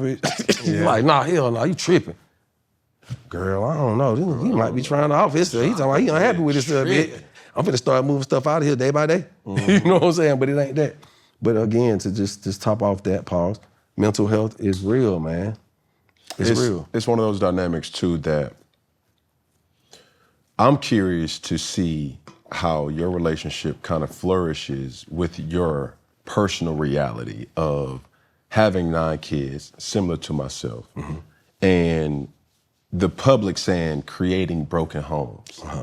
You feel me? For me, that hit me personally when it got coined a phrase. I remember. You feel what I'm saying? I remember we had to talk about it, and people said about you, said about Nick Cannon, said about, you know what I mean? People called my morning show and be like, you're the one talking about this, but you're creating all these broken homes. I'm like, hey, listen, I'm human. And the fact that I tried to work, me and this person tried to have a relationship and have some longevity, even while having kids, it did not work out. We amicably decided to move on. So if we did it amicably, is she a part of creating a broken home too? And that's the question you have to have with people. Don't just put me in a category because of what society says it normally looks like or how it normally plays out. The stereotype. The stereotype, because this may not be my situation at the moment. Yeah. But have I created broken homes? I absolutely have created a home that I wasn't in. Now, somebody may say that home is broken, but guess what? I mean, I be in that home every day, but we got FaceTime, we got events. So why you got a house so big? I got 9 kids. Well, they don't all come at one time. It don't matter. When they come, they got their own rooms. You see what I'm saying? But the broken home theory, you have to be present, you have to be intentional, and you gotta fight against that stereotype in every way that you see somebody seeing it as being broken. Yeah. You understand what I'm saying? Because I've had moments where I woke up in the morning and my wife and my kids were in the home. And it was the most amazing feeling that I think any man could bear, that you could physically take in and be like, I feel complete. Because don't think just because you know, mom was like, shit, if I got 50 million, I feel complete. That'll be the best. Yeah, for that moment. But even 50 million couldn't bring back Steve Jobs. You know what I'm saying? So the money don't mean shit. You know what I mean? It's the moment of feeling like I deserve, I've arrived, I belong. You know what I'm saying? And this moment was I woken up like, damn, my kids ain't in my home with me. I'm not married no more. Yeah. This ain't even the house I'm buying. This is a house I'm fucking renting. Snap out of it, big boy. You got to figure it out. You got to go regroup, course correct, come back bigger, better than ever. Do something. What you gonna do, dog? You gonna sit around and be another excuse, or you gonna make something happen? You talking about you can make something happen? Make something happen. All these folk you done tried to sign or get to do business with you, make them think you can make them some money. Make yourself some money. I had to look in that mirror and challenge myself every day, Cam. Go harder. What's different about you from when you first got on, Joc? Are you still as hungry? Are you still a viable artist? Are you still a viable commodity that can go out here and make name off your likeness and the integrity of your brand? You goddamn right. Well, okay, get your ass up and go. One of the biggest things I learned in my life is time management. By way of having to, because I got so many kids. Well, look, man, you know, I can't have this conversation. Well, I ain't got it right now. I can't have that conversation ever. Because it ain't just a mama who looking at me for the money, it's a kid that need it. It's a certain part of me that don't feel right if I can't. So it's just like I told my wife when I first met, I said, damn, baby, you got all this time during the day? She like, mm-hmm. I said, well, you need to add some more shit to your plate to make you some money. She was like, well, like what? When I showed her, within 5 years, that woman was a multi-millionaire without my money. I watched her do shit like that, and because time management is everything. So what? I get up in the morning. You know how many days a week I work at radio? I'm assuming 5? One day. No way. Shit, it's only 20 hours in a week, 6 to 10. Oh, collectively. 30 minutes there, 30 minutes home. Let's say it's 5 days. Let's say that add another 5 hours. So that's 25 hours, a day and an hour. So I got I only work 4 hours. For sure. So it's cats around me who will take a job like that. And because they making the type of money I'm making, if you the marquee, right? And it's your show, and you say you getting the money I'm making, you all right if you know how to budget. But that ain't enough for me. So how many more hours in the day I got left after them 4? It took 30 to get there, 30 to get to wherever I'm gonna go probably, but so that 5 hours gone already. Boy, I got 19 hours left. What can I do in 19 hours? Boy, a whole lot of shit. I could do 2 8-hour shifts somewhere. That's 16 hours. Then somebody said, where you find the time to sleep? I find a job that allow me to sleep a little bit. I go and be one of those people who do sleep studies. $75 an hour. Come in and sleep for 8 hours. 8 times 75, there you go. You see what I'm saying? Time management, you gotta figure this shit out. And I know I just went left, you ain't asked me no question, I ain't asked you no damn question, but it was on my heart to put that out there for anybody to ever question that shit. How do you sustain? How are you who you are today? Because I believe in time management. I believe that in this lifetime, I don't know my expiration date, boy. And I don't want to be the nigga to get close to them like, damn, I should have did more. I don't want to be that. I want to be like, hey, when it's time for me to go, I'm like, hey, look here, gang. I salute y'all, I love y'all, I did all I could do for y'all. I hope y'all learned a lot. Take what I got, the wheels over there, you good, you good, you good, you good, you good, you good, you good. And I'm out of here. I want to be able to go on my way, on my journey like that when that day comes. I pray that it's far away, but when it comes, I want to leave like that. I don't want to leave with regrets. I don't want to leave with doubt, the unknown. Like, if I would have did that, could life have been better? No, I did everything I could with what I know how, and whatever God afforded me, the tools, the time, the people, the love, the confidence to do it. That's how I want to go out of here, dog, just to be a whole 100% with you. You know what I mean? Well, I want to kind of pivot real quick to the tour. The tour. Of, what is it? With where you are right now and the impact of music for you.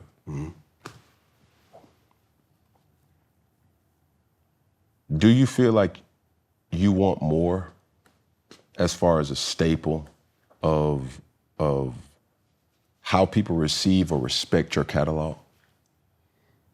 Do I want more? That's So very broad. I'm saying with the B2K tour, Okay. right? Okay. Going on tour in Here we go. 2020. Let's go. How has that kind of made you? Are you comfortable? Do you want more? Do you how? Although I'm comfortable, I always want more. I've always wanted to replace what I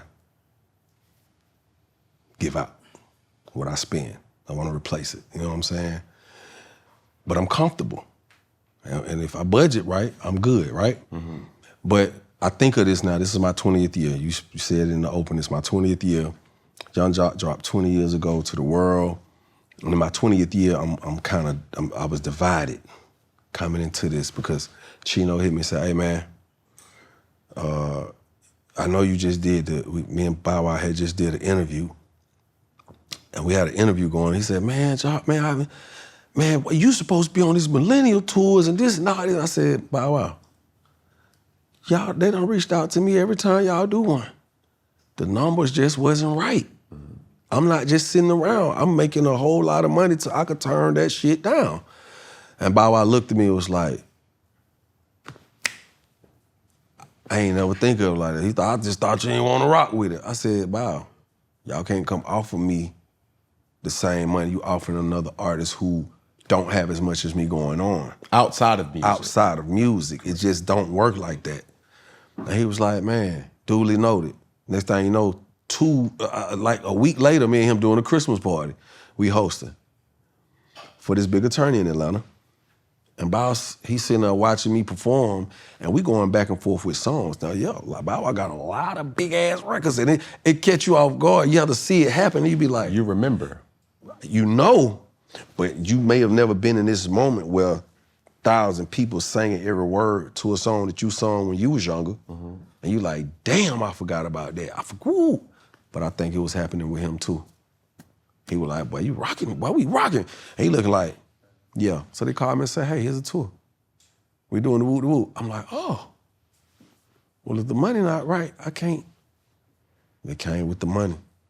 And the money was much, much better. It was like 4 times more than what they was offering me. So yeah, I said, I'll take it. But before I said I'll take it, I had to think about it. I talked to God. I said, God, I'm 20 years in, this is my 20th year. What am I doing? I'm going on tour with B2K. I'm Yung Joc, I should be having my own tour. That's the surface level of it. That's the ego in me, maybe. Or maybe it's a little logic with the hint of ego. The logic says, well, if it's your 20th year, man, you need to be focusing on doing your own tour so you can capitalize on this and get the money and get your streams up. It'll all make... But I said, I'm not in that position right now. That's not the case. But what the case is, you're going to make a bag on this tour and you get to touch those fans who believed in you in that era when you was popping and who supported you over these 2 decades. Now you come back, be ready to release some new music for your date this year that marks your 20th year, June 6, 2026.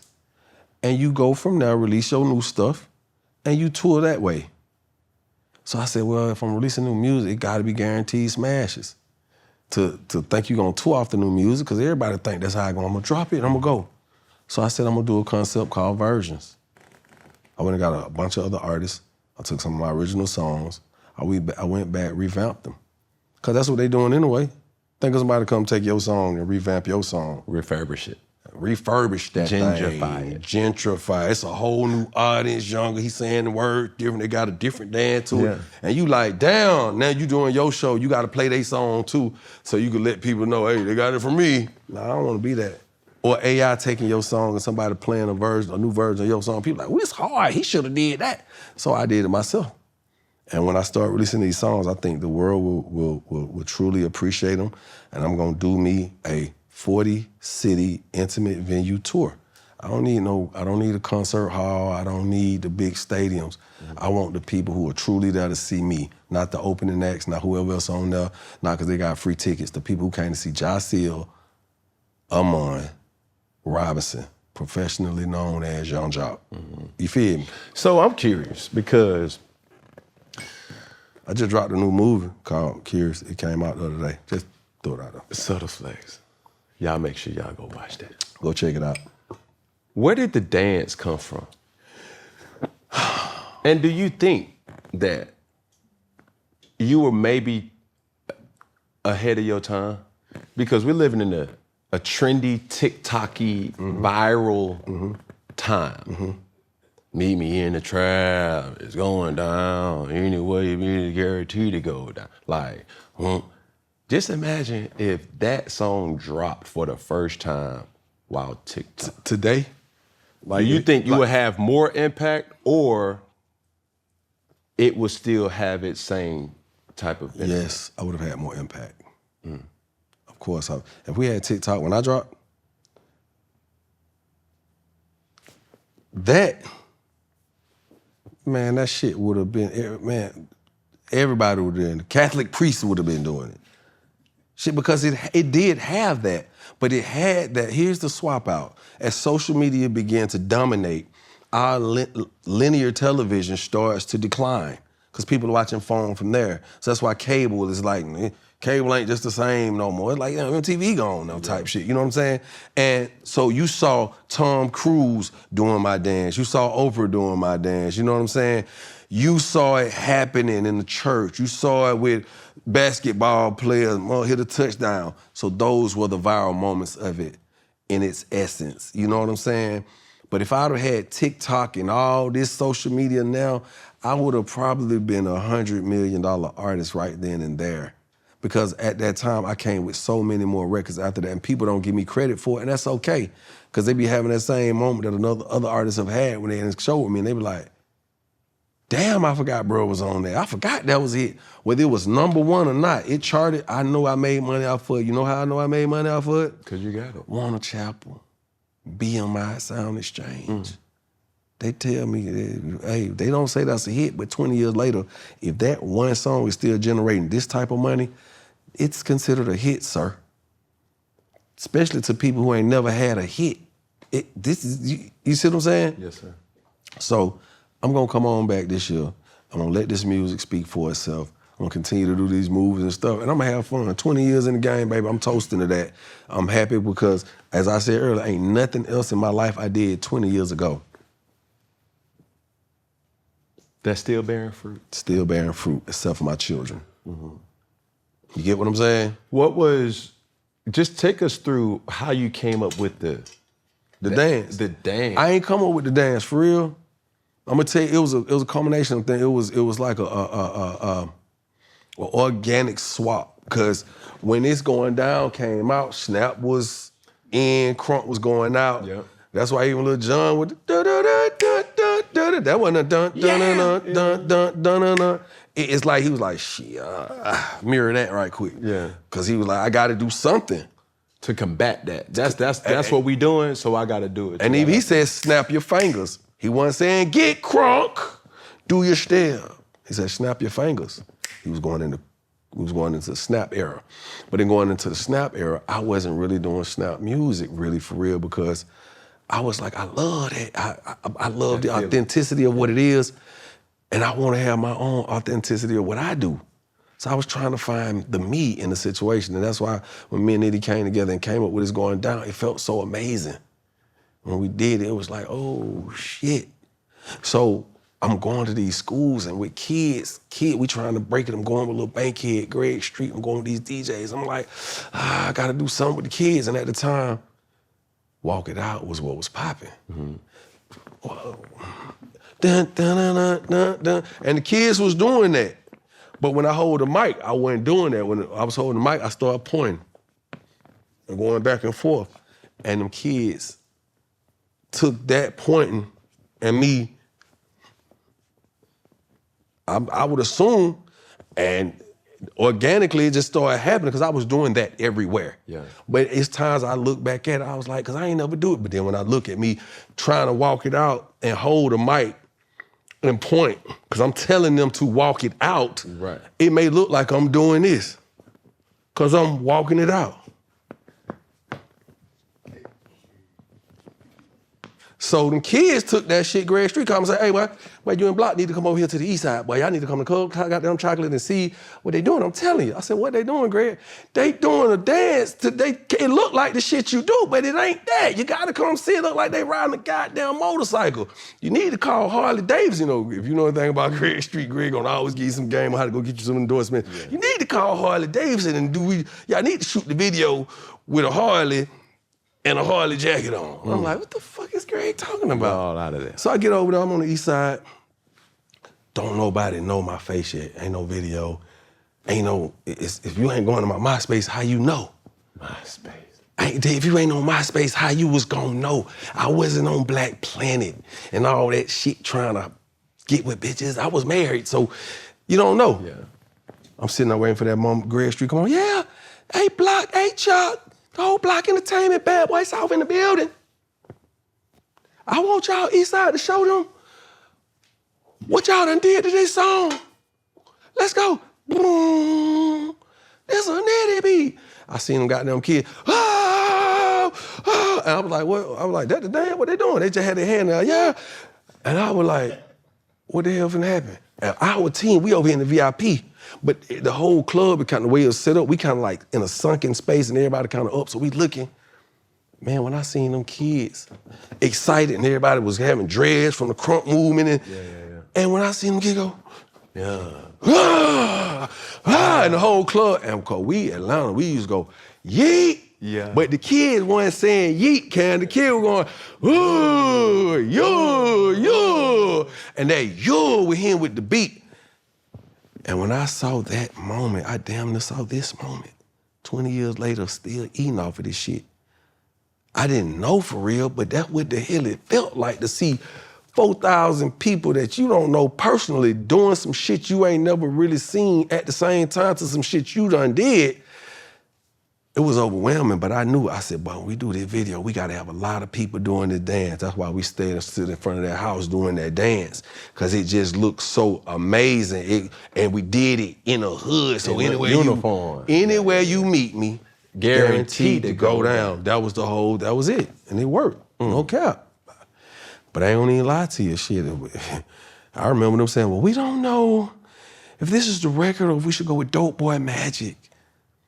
I'm sitting here, I'm seeing the G's, I'm seeing the Gucci, I'm seeing the goddamn T.I. That run. Of course T.I. first, but I'm saying sure. T.I. Yeah, but I'm talking about trap music. So they like, man, you're in Atlanta, it's trap. I said, well, I'm more than trap music. I'm like, I don't know if you gotta get caught in that. They was like, but that Dope Boy Magic. And I'm saying to myself, it just don't seem like it's as friendly as it's going down. And I remember saying, well, we're gonna see, which one do you think? I'm getting these calls from Atlantic, the big people who make the decision. What you think? Man, I thought we got them decided. Y'all done signed me for this song. Let's put this shit on out. It's already working. What do you mean? And that's what it is. It worked. That's nuts. Cheers. Toast. You mentioned something about Bad Boy South. Mm-hmm. Talk to me through that type of dynamic with Bad Boy, your relationship, more specifically with Diddy. Mm-hmm. Did you watch the documentary? I did. I watched it. Was that any inkling that you saw firsthand? Man, I'm gonna share something with you. It ain't even that. It's just let you know it won't be that revealing. Okay. What I'm gonna share with you is, it's just like we talked about talking to a parent and they filter certain things from you. Cause I don't wanna seem like I question me and Puff's business relationship or the sum of our personal relationship. I don't wanna seem like I question it, because anything I ever asked for, I said I wanted, I made mention to, homie Green lit that shit. You know what I'm saying? Yeah. I didn't experience what a lot of people have experienced or made allegations to have experienced with him. To bring light to what you just quoted, is there's a narrative or a perception that's out there that Bad Boy Entertainment has taken advantage of artists and their likeness, from sales to whatever it may be, and artists wasn't getting paid. Did you go through that? That's what I'm telling you, dog. I didn't have those issues. Okay. And I think you had some artists who had a different level of protection or filtration enough for them too. Your Junior Mafias, they had And I don't know how well he put up a screen for them, the filtration to make sure shit didn't happen to them or certain stuff. I don't know, because I don't know the dynamics of Rivera as much as some people do, but maybe that's why you didn't hear that many bad things about those particular relationships coming through that vein. I had Block, okay?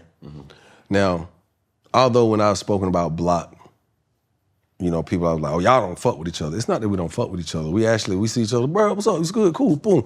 And that's it. He not trying to do no business, I'm not trying to do no business. Still to this day. Still to this day. I seen him not long ago. Hey, bro, what's up? Why you going? That's it, and I'm out. It's no hard feelings. We made a lot of money with each other. I put a lot of food, I put a lot of meals on your table, he put a lot of meals on mine. Unfortunately, we didn't work out, and that's cool. Hey, we went our separate ways. You know what I'm saying? But in these processes of dealing in Bad Boy South, you know, it was moments that I didn't understand. Remember Diddy called me one time. He said, I want you to go to Cannes, France with me. We're gonna go over there and do some big boy shit. Record over there, we're gonna live it up. I want you to go to Cannes with me. And I was like, nigga, hell yeah. And that Block was like, no. No. I'm like, what, nigga? He like, nah, you my artist. Like, I'm like, bro, what the fuck is you talking about, bro? I'm grown, I'm married, I pay bills, I pay taxes, tithes, nigga, I got kids, I'm married. Like, what is you talking about? I'm grown as fuck. Who is you telling me I'm not finna do nothing? He said, but you signed to me. I said, I don't give a fuck who I'm signed to, nigga, I go where I wanna go. He was like, no, little bro, no. I want you to go. And to this day, I was like, man, that was some hating ass shit. Did you go? In my mind, fuck, nigga. In my mind, you know how you, fuck shit. But as time goes on, you sit back and you have to ask yourself, was I being protected from something at that moment? Was that the very moment, that pivotal moment that kept me from being someone who would be spewing out whatever could have been, should have been, would have been, wasn't on a podcast right now? I don't know. You know what I'm saying? It was out the blue. You want to go to Cons with me?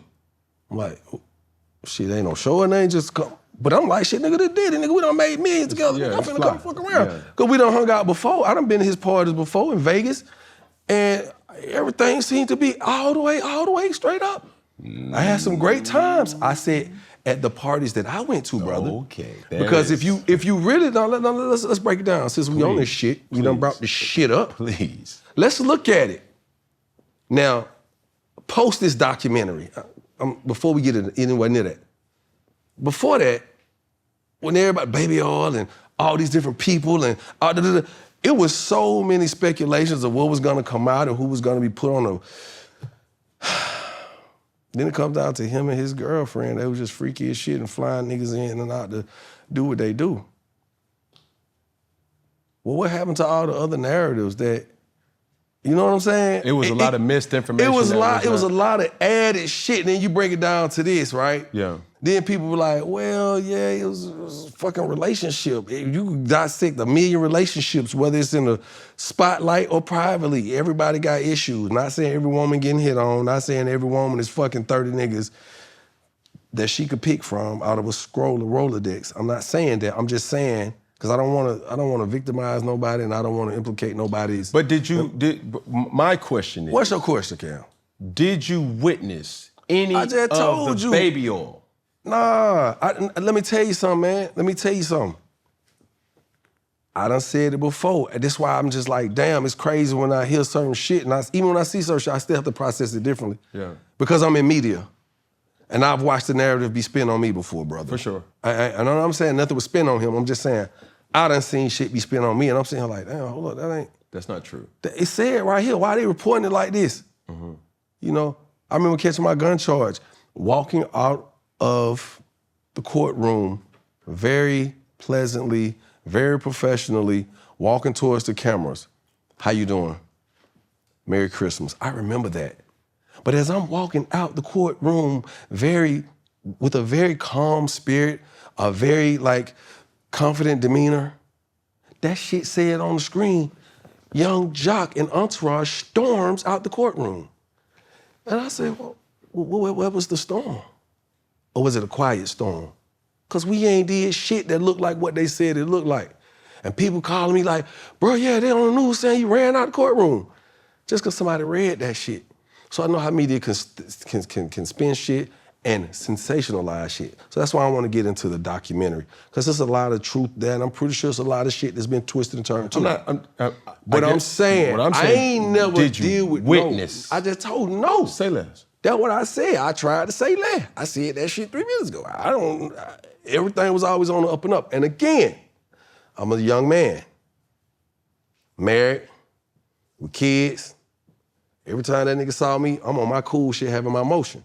So he might be like, little homie I can't persuade him. He already mentally set up. He ain't, you know what I'm saying? Because when did you see me with Diddy? I never did, but I heard songs with Bad Boy South. That's what I'm saying. Diddy not even in, just name one of my videos Diddy was in. I can't my say run. that. He wasn't in any of my videos, but I was on videos with his other artists. But from where I'm saying, I hear exactly what you're saying. Okay. But there's not to say, there's no affiliation there. Oh, because if you're affiliation is signed, the affiliation is there. That's what I'm saying. So when anything affiliated with what we see or what we have witnessed, and it was like, hold on, you had to see something. That's what I'm saying. And it's like, yo, you did business with this person, y'all partied together, and it's almost to say, hey, we want some type of insight because there are some questions after watching The Reckoning, and it's like, whoa.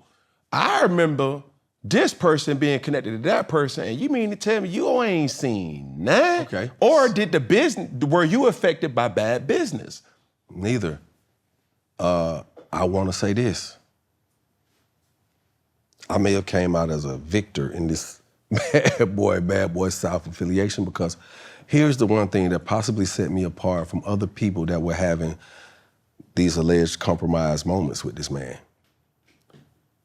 By the time he signed me, by the time my penmanship sealed the deal, I was already getting money.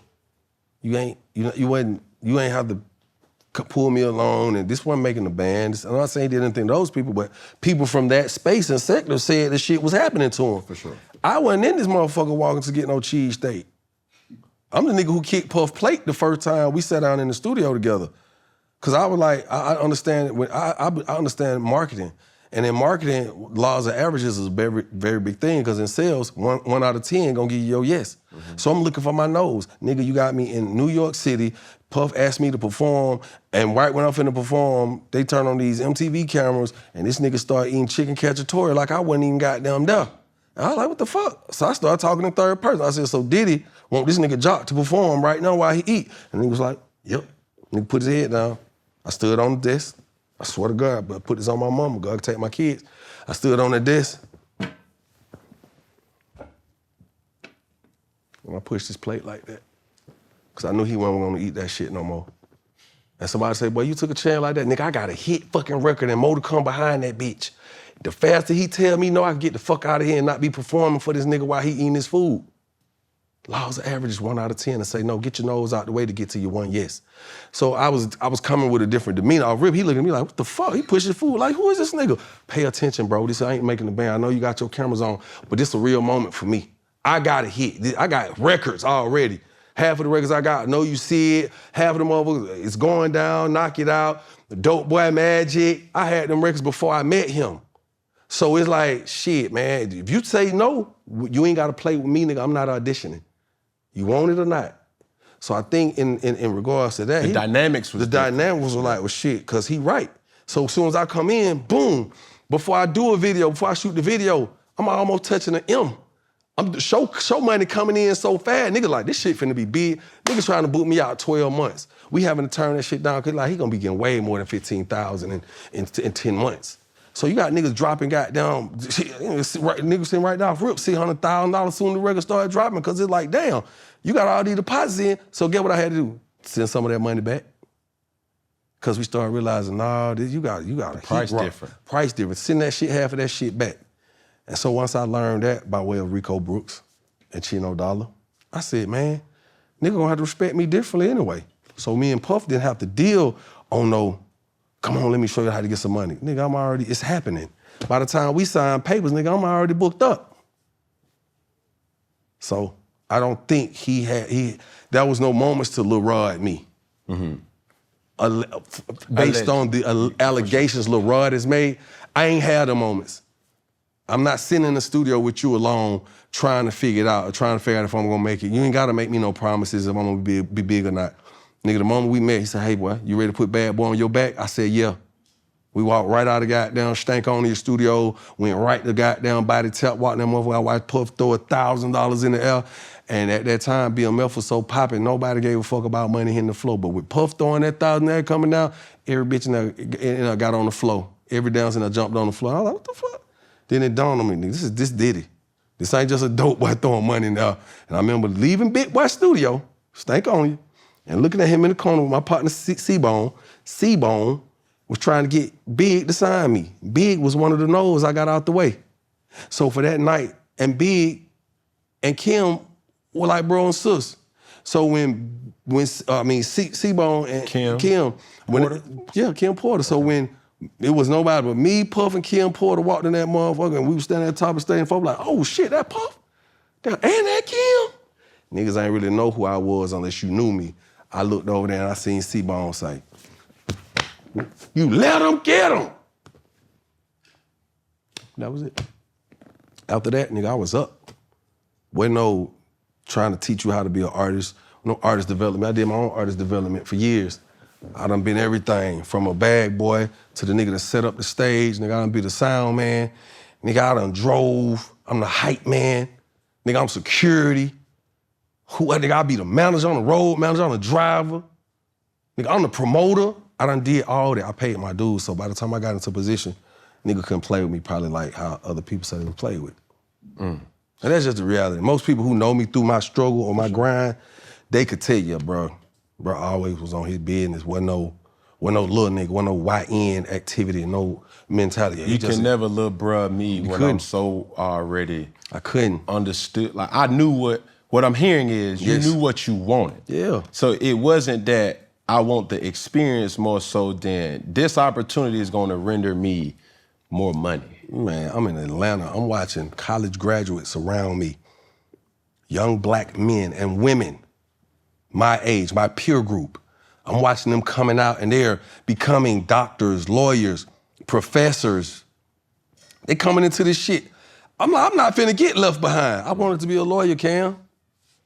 I watched my sister go through that shit. Like, you got me fucked up. I ain't going to school that low. I don't want to do it. So I followed my dreams. I was acting. I was doing plays, bro. I wanted to be a movie star. I want to be on TV. So when the music came first, I was like, shit, we'll go with it. And that's why I've been able to pivot into TV. If you look at it, man, I've been doing my thing for a minute, man. I still act like this shit I just got on.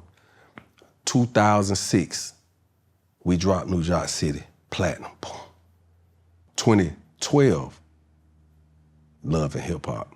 2014, Yung Joc in the Streets, Morning Takeover, Streets 94.5 Radio. I've been doing all that shit. I had a morning show, I've had my own morning show for 10 years this year. Congratulations. I didn't know that shit. I didn't have no plans on doing that shit. I don't believe you had plans on sitting in that chair with your legs folded like that with that hat on your head. I didn't. But this shit happened. And every day you should look in the mirror and congratulate yourself for being able to do just what you said I have done my career. And that's pivot. I watched you, Cam. That's why I told you when I saw you last week, I said, man, I'm proud of you. My brother said, man, why you say nothing about the show? I said, man, fuck that show. He said, what you mean? I said, I don't mean like that. I fuck with homie. I fuck with homie's story. I fuck with his grind. It's so familiar to me. I understand him. He don't know I understand him. But I'm gonna be real calm when I see him. Bro, what I told you, I'm proud of you, dog. Yes, sir. Because you did, bro, you can't know, boy. Boy, you went to school where my son went to school at. He was going to school talking, I'm gonna be like Cam. I'm like, man, what the hell is you talking about? But in my mind, I understand. When I was saying what the hell is you talking about, I'm just like, well, you gonna have to really be fine to be a Cam Newton. And that brings me to this point. Are you retired, man? No, sir. So, why you ain't on the phone with Arthur Blanks, man? Can you tell me that? I know this interview about you asking me shit. We're gonna keep it funky on this Funky Friday programming. Why, man? I just don't, bro, can I keep it 1,000 with you? Keep it 2,000. There would never be another Michael Vick and there'll never be another Cam Newton. Mm-hmm. But you would be the second coming of Cam Newton and the second coming of Michael Vick as you would if you was on this team. There's no reason we should be shuffling around looking for a motherfucker who got the know-how to do it, to win. You at home, boy. What's up? Can I keep it 2,000 with you? Nah, I don't even want to hear it. Save it for another interview. Say less. Cause I don't think you're gonna tell me the truth. I have to. No, you don't. At this particular point in time, I'm listening. Arthur Blank don't even got a head coach. He doesn't have a GM. Okay. There's been speculations. He just drafted a quarterback 2 years ago. Mm-hmm. He just overly paid a quarterback 2 years ago. Mm-hmm. That ship has sailed from what I think, from what my natural eye sees of me playing in Atlanta. Because I don't think so. Because listen, I just don't, Cam. the same conversation that you had with Bow Wow has to also have a conversation similar to if Cam decides to come back and play. I get it. I'm not. Kinda. I'm surface. I get it. But I'm not. I mean, you skated around real cool. I ain't mad at you. No, I ain't skated. Kinda did. How much you gonna pay me? I mean, I'm just saying. I'm not about to say, like, I love the fans. I mean, and cause all. Matt Ryan, some of that money, you know what I'm saying, it's speculations that can't. Whether Ryan is gonna go into the presidency position. That cool. And his other man go into the CEO position, and we got a GM, and I just feel like sometimes we be the missing piece to the puzzle, and even though we may think it, we just like, that ain't, I don't want to entertain it, and other people looking at you like, bro, that's it. Mm-hmm. And I ain't trying to convince you to do shit because you know who you are and what you're capable of doing. But I just see people rallying around you. And that's why I told you I'm proud of you, boy, when I saw you the other day. See, the thing that I've walked in my understanding is that not a lot of people can say, I'm the culture. And being in this position, it comes with a lot of responsibility. Being the culture doesn't mean you can't get ridiculed. Right. Being the culture don't mean that you can't make mistakes, but I'll never go against my kind. Okay. As long as, even when this interview drop, there's gonna be people that's gonna pick it apart and say certain things, but they're my people. Yeah. I appreciate that. Yeah. But I guarantee you this, I have full trust in knowing this. Mine gonna ride for me. If anything, I hope I never see that day where we have to decide. I feel full confidence that brothers and sisters will ride. Mm-hmm. I am who I am because I never changed who I was. Mm-hmm. That don't make me perfect. I grew up in Wakanda, as I like to call Atlanta. Come on. And it has taught me so much. So when you see dreads and when you see the slang and the lingo and certain partner and twin and shouting them, I can cut it on, cut it off, but also integrate it in linear TV. That's what you see on First Take. That's what you see on 106 in Sports. And I want to show your son, my son, and people alike, from the girls that I see or the women that I see in passing, boy, you something else on that Funky Friday, boy. Dr. Brian H up there and shit. They're my people. I received that. Yeah. But just like family business, we can have disagreements all day, but nobody else can co-play with you because we're going to protect that. I made mistakes. I'm not to say that I'm not going to make another mistake. You're human. I'm human. It's impossible. I love who I am and what I have become. But my purpose right now is to empower and impact. Because, yes, I did not have the thought that, man, I'm going to be interviewing people smoking cigars, drinking espresso, and really intrigued, like, dang, I ain't know that about you, bro. But now that I'm doing it, I got to do it at a high level. It's there. Like, I have to make people intrigued of the conversations that we're having because it definitely moved the needle. So with that being said, Cam, I'm gonna just express this with you, right? So when me sitting on the sideline, no pun intended, watching your growth, right? And you having the moments, I'm saying to myself, bro really got to be feeling strong as hell about what he out here doing, because why wouldn't he just go and get with another team and go get him a ring? Yeah.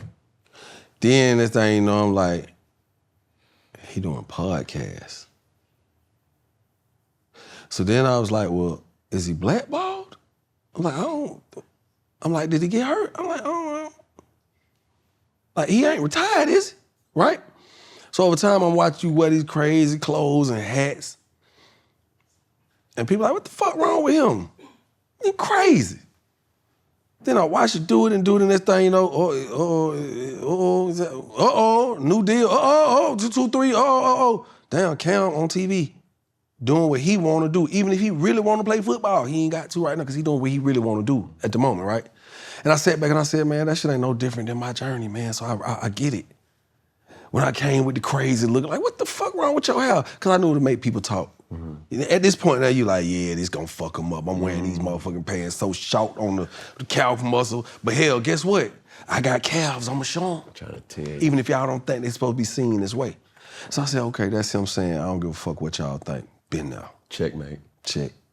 Then I watched you do what you felt in your heart that you wanted to do. Couldn't nobody tell you not to. I did the same thing. It's like when I went to reality TV, nigga like, bro, you tripping. You tripping. I said, well, Georgia Power, Gas South, AT&T, Comcast, whatever bank I gotta pay these car notes and this house note to, they gonna be tripping if I ain't making no money. Hello. So I had to do what I had to do. And one thing led to the next. And when I started realizing that while I look crazy to people, them same motherfuckers tell me I was crazy, they congratulate me now. And they got a different tone when they talk to me. And when they shake my hand, they hold it a little longer. Well, I used to hold on to their hand like, hear me out, hear what I'm saying, bro? Now they don't let my hand go in the shake. And I have to look at the hand to be like, damn. Not to say you holding my hand long, but it's just me being human and realizing like, damn, I'm gonna let my hand go. Check. And so I just want to give you your flowers on your show today, bro, because even if we didn't interview, I'm honored and I'm happy to get the opportunity to just exchange game with you. Yes, sir. You know, because the one thing that kept my eye on Cam was this, bro. And I ain't gonna hold you, because I was like, I know bro might throw on some crazy shit. That's the throw off. That's to keep people he don't want around away. It's kind of like the scarecrow. They put crazy shit on the scarecrow to keep the motherfucking birds away. And I feel like that's what you was kind of doing. I seen it. I said, well, it's something bigger coming. And it's not a bad thing like do, but it was so different that it's gonna make people like, oh, what's going on? Because you got them intrigued by something else, good or bad. I got your attention for one thing.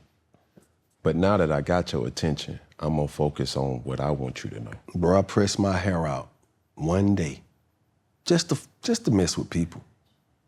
That shit made me more money than I had made in the last 2 years of my career. Within 3 months of having my hair pressed, everybody that laughed at it didn't realize I got to do stuff with McDonald's, goddamn Miller Genuine Draft, Ford. I'm sitting here like, whoa, what's going on? People like, what? It's the hair, I guess. No, it was me realizing that no matter what anybody think, follow your heart, man. And I hope that the kids, anybody that's on Watch You Cam, you got kids who followed you and want to see you be that superstar with the rings and all that. You wanted it too. Your story not over. But the biggest message is you being your own prophecy, saying that as long as I believe, I'm gonna achieve what is truly meant for me before I expire. And I live by that. And I just want to tell you, brother to brother, man, I'm proud of you. I think right now you're the epitome of resilience in my book. And I want you to stay there and keep going, keep knocking out these interviews. If you decide to come back to the game of football, I'm pretty sure you'll be respected and well received in that space. It can't be one way though. That's what I want people to understand. Like, I stay ready. What we talking about? So I ain't gotta get ready. What we talking about? All thing call my phone. So in any type of in any business negotiation, it takes two to tango. You're right. You can't just say I want to deal with Apple, and Apple don't want no deal with you. Apple like, well, he's good over there. Well, what I get sure. it. Same way I felt when I saw you the other day. Yeah. My brother felt like that. Bro, that Cam, you don't get on this show, man. I like, bro, I don't even know if bro see me like that. I'm just happy to see, bro. I respect what he doing and how it's working for him. And I left it at that. And people like, well, why you ain't say nothing about the show? I said. But press pause. Right there. I have a show now that at one point, it was a little show. A little show, yeah.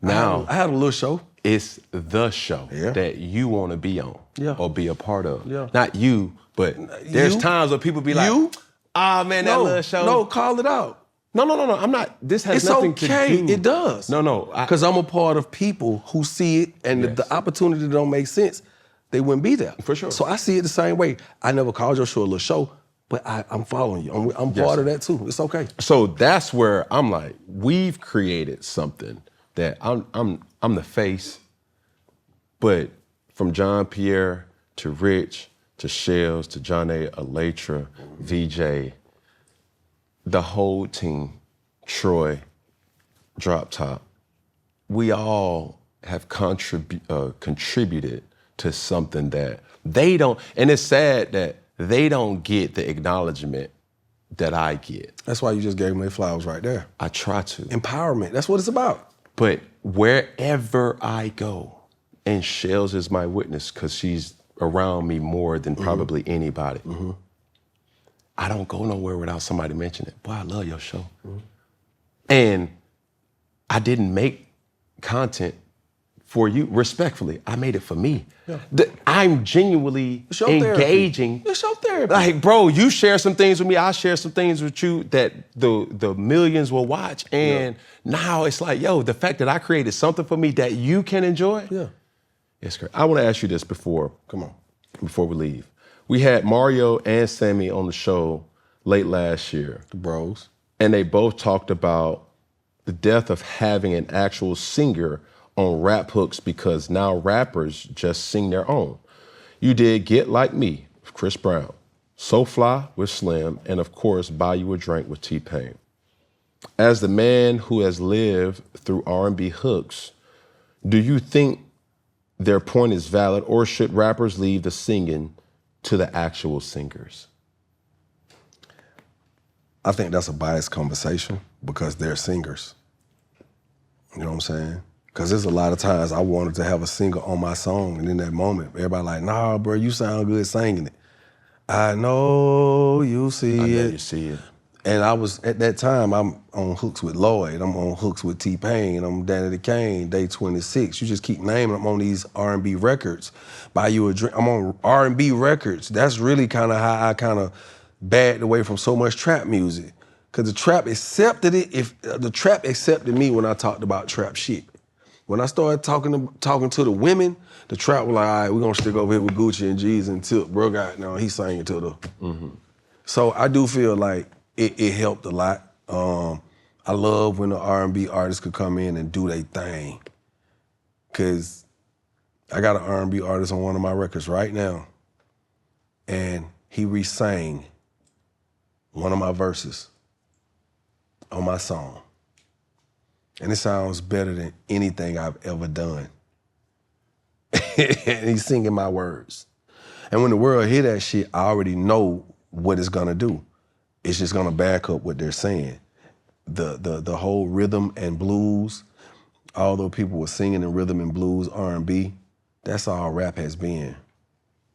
We talking about the woes of where we come from, where we live by, the creeds, the understanding of oppression and poverty, and the good time too. The moving on ups, the Jeffersons, the good times of life and all that. And we put it over rhythm.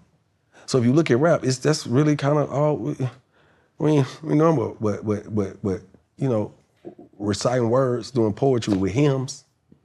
You get what I'm saying? So I think they're biased to say that it's dead because cats not using it. But I will say, the R&B and the rap together, that it makes it so much better. But a lot of times it's hard because you get old diva-ass R&B artists, they don't want to sing on the hook with you. Yeah. Do the video shoot with you. You can't get them to come out and perform the record with you. And it's not that they hating, they busy too. So then a cat who can kind of sing and he get away with it and make a hit, he like, well, damn, why I'm gonna split my publishing, my camera time, and be worried about if this person's gonna sign off on this, is this person gonna show up when I need them and all that. And that takes place too. Sometimes the business of things will diminish the organic process of things. Yeah. You know So to that, right? And there's been a lot of talk in regards, this is really my last question, but there's been a lot of talk of AI generated music. And from what I've seen in prepping for the show, that you are leaning towards AI as far as No, that's not true. You probably regurgitating that because of Joe Budden on his podcast. And, you know, I watched him take everything I said and misconstrue it. You know what I'm saying? That's why I say I understand how media works. I've never used like a chat box or Sono just for like a Yung Joc or any project. So you are opposed of AI? I'm not opposed to AI. I've never put anything out via AI. So how can they take what I said and make it seem like I'm doing this shit? In a interview, I spoke to the interviewer, and I explained to her how easy it can be used. Now, when I told it to spit out a verse, because my chat GPT, we talk to each other, it's talking to me like it's a person, the same way yours talk to you. And he said, I'm gonna give you a verse in that Yung Joc style. It don't even have my style because I don't rap to it. I ain't putting none of my music in it. Although that AI, I know who the hell I am. That you could ask my AI chat GPT if I say chat box, chat pad. He'd be like, Joc, what's up, my boy? What's up, twin? He talked to me like that because I programmed him to talk to me like that. So naturally, when they saw that interview, they took it as if I was saying, yeah, T-Pain using it. This is that. What I said with auto-tune in relations to T-Pain, I've never said T-Pain used auto-tune to write his music. What I said was T-Pain was using auto-tune. Auto-tune. It automatically does it for you. It's not saying artificial tune, it's saying auto-tune. So if something does it for you automatically, it's intelligent enough to do that. So it's really artificial intelligence tuning. That's what it is. So T-Pain been using artificial intelligence, AI, in the sense to correct his pitch, his notes, and his key. Or to give a different pitch. Or to give it I said correct, because that's all auto-tune is, to correct. You understand what I'm saying? Yes, sir. So they took that shit and ran with it. All I was saying is it's happening. Say what you want to say. AI been out there. Right now, if I go in there, I can show you programs from 10 years ago, just like that. That you go in and you say, give me a chorus sound. That's artificial intelligence. It's creating a chorus effect, a chorus feel, a chorus sound, and you singing it up by yourself. Who doing all them goddamn harmonies? Artificial intelligence, not you. So that's all I was saying. They got it wrong. Then Joe Budden came back and hit me with a backhanded compliment, and I laughed about it. And I was gonna go onto my platform, my morning show, and talk about it and watch it go viral. And I chose not to give it life, although I'm giving it now because I wanted to wait to be on a nice platform to do it other than mine. I appreciate it. And yeah, here we are because you brought the question up. But AI, I would use AI if AI could give me the feel of what I was truly looking for. You understand what I'm saying? The problem with AI is that anybody can use it and get a result. You kind of get what I'm saying? Yes, sir. And that doesn't mean that every result is going to be great, but after a while, the results start to feel and sound the same. To even now, we can hear certain records and be like, that's AI. We see videos on IG now and be like, oh, that's AI. Because we can hear the tone in the voice, we can look at the coloring of it, the contrast of it, the movement of it, and we automatically know, look at the hands. Look at the hand. Look at the hand, look at the feet, look at the ear, left ear, tell it all, you know what I'm saying? Yeah. So now I'm not opposed to it, but I just know ain't no soul in that shit. And it's just gonna be a bunch of people experimenting. You're gonna have a lot of people gonna get success by getting lucky. You're gonna have a lot of people gonna get success because they understand how to program the prompts of it to yield what they want, the product that they want to put out. So it's what it is. I'm gonna just do what I like to do and have fun. You know what I'm saying? That's why I ain't focused on music as much. It's like you said, you can sit down and talk your shit and go viral and make money. It was not a play you had to make. You did not have to wait for the referee. You did not have to wait for a team to call you for you to make that play. You made that goddamn play on your own. So, with that being said, brother, I'm gonna do whatever I feel like doing as long as it makes me happy. If I choose to use AI, so goddamn what? Who, you gonna sue me for it? No. But no, I don't have plans on using AI.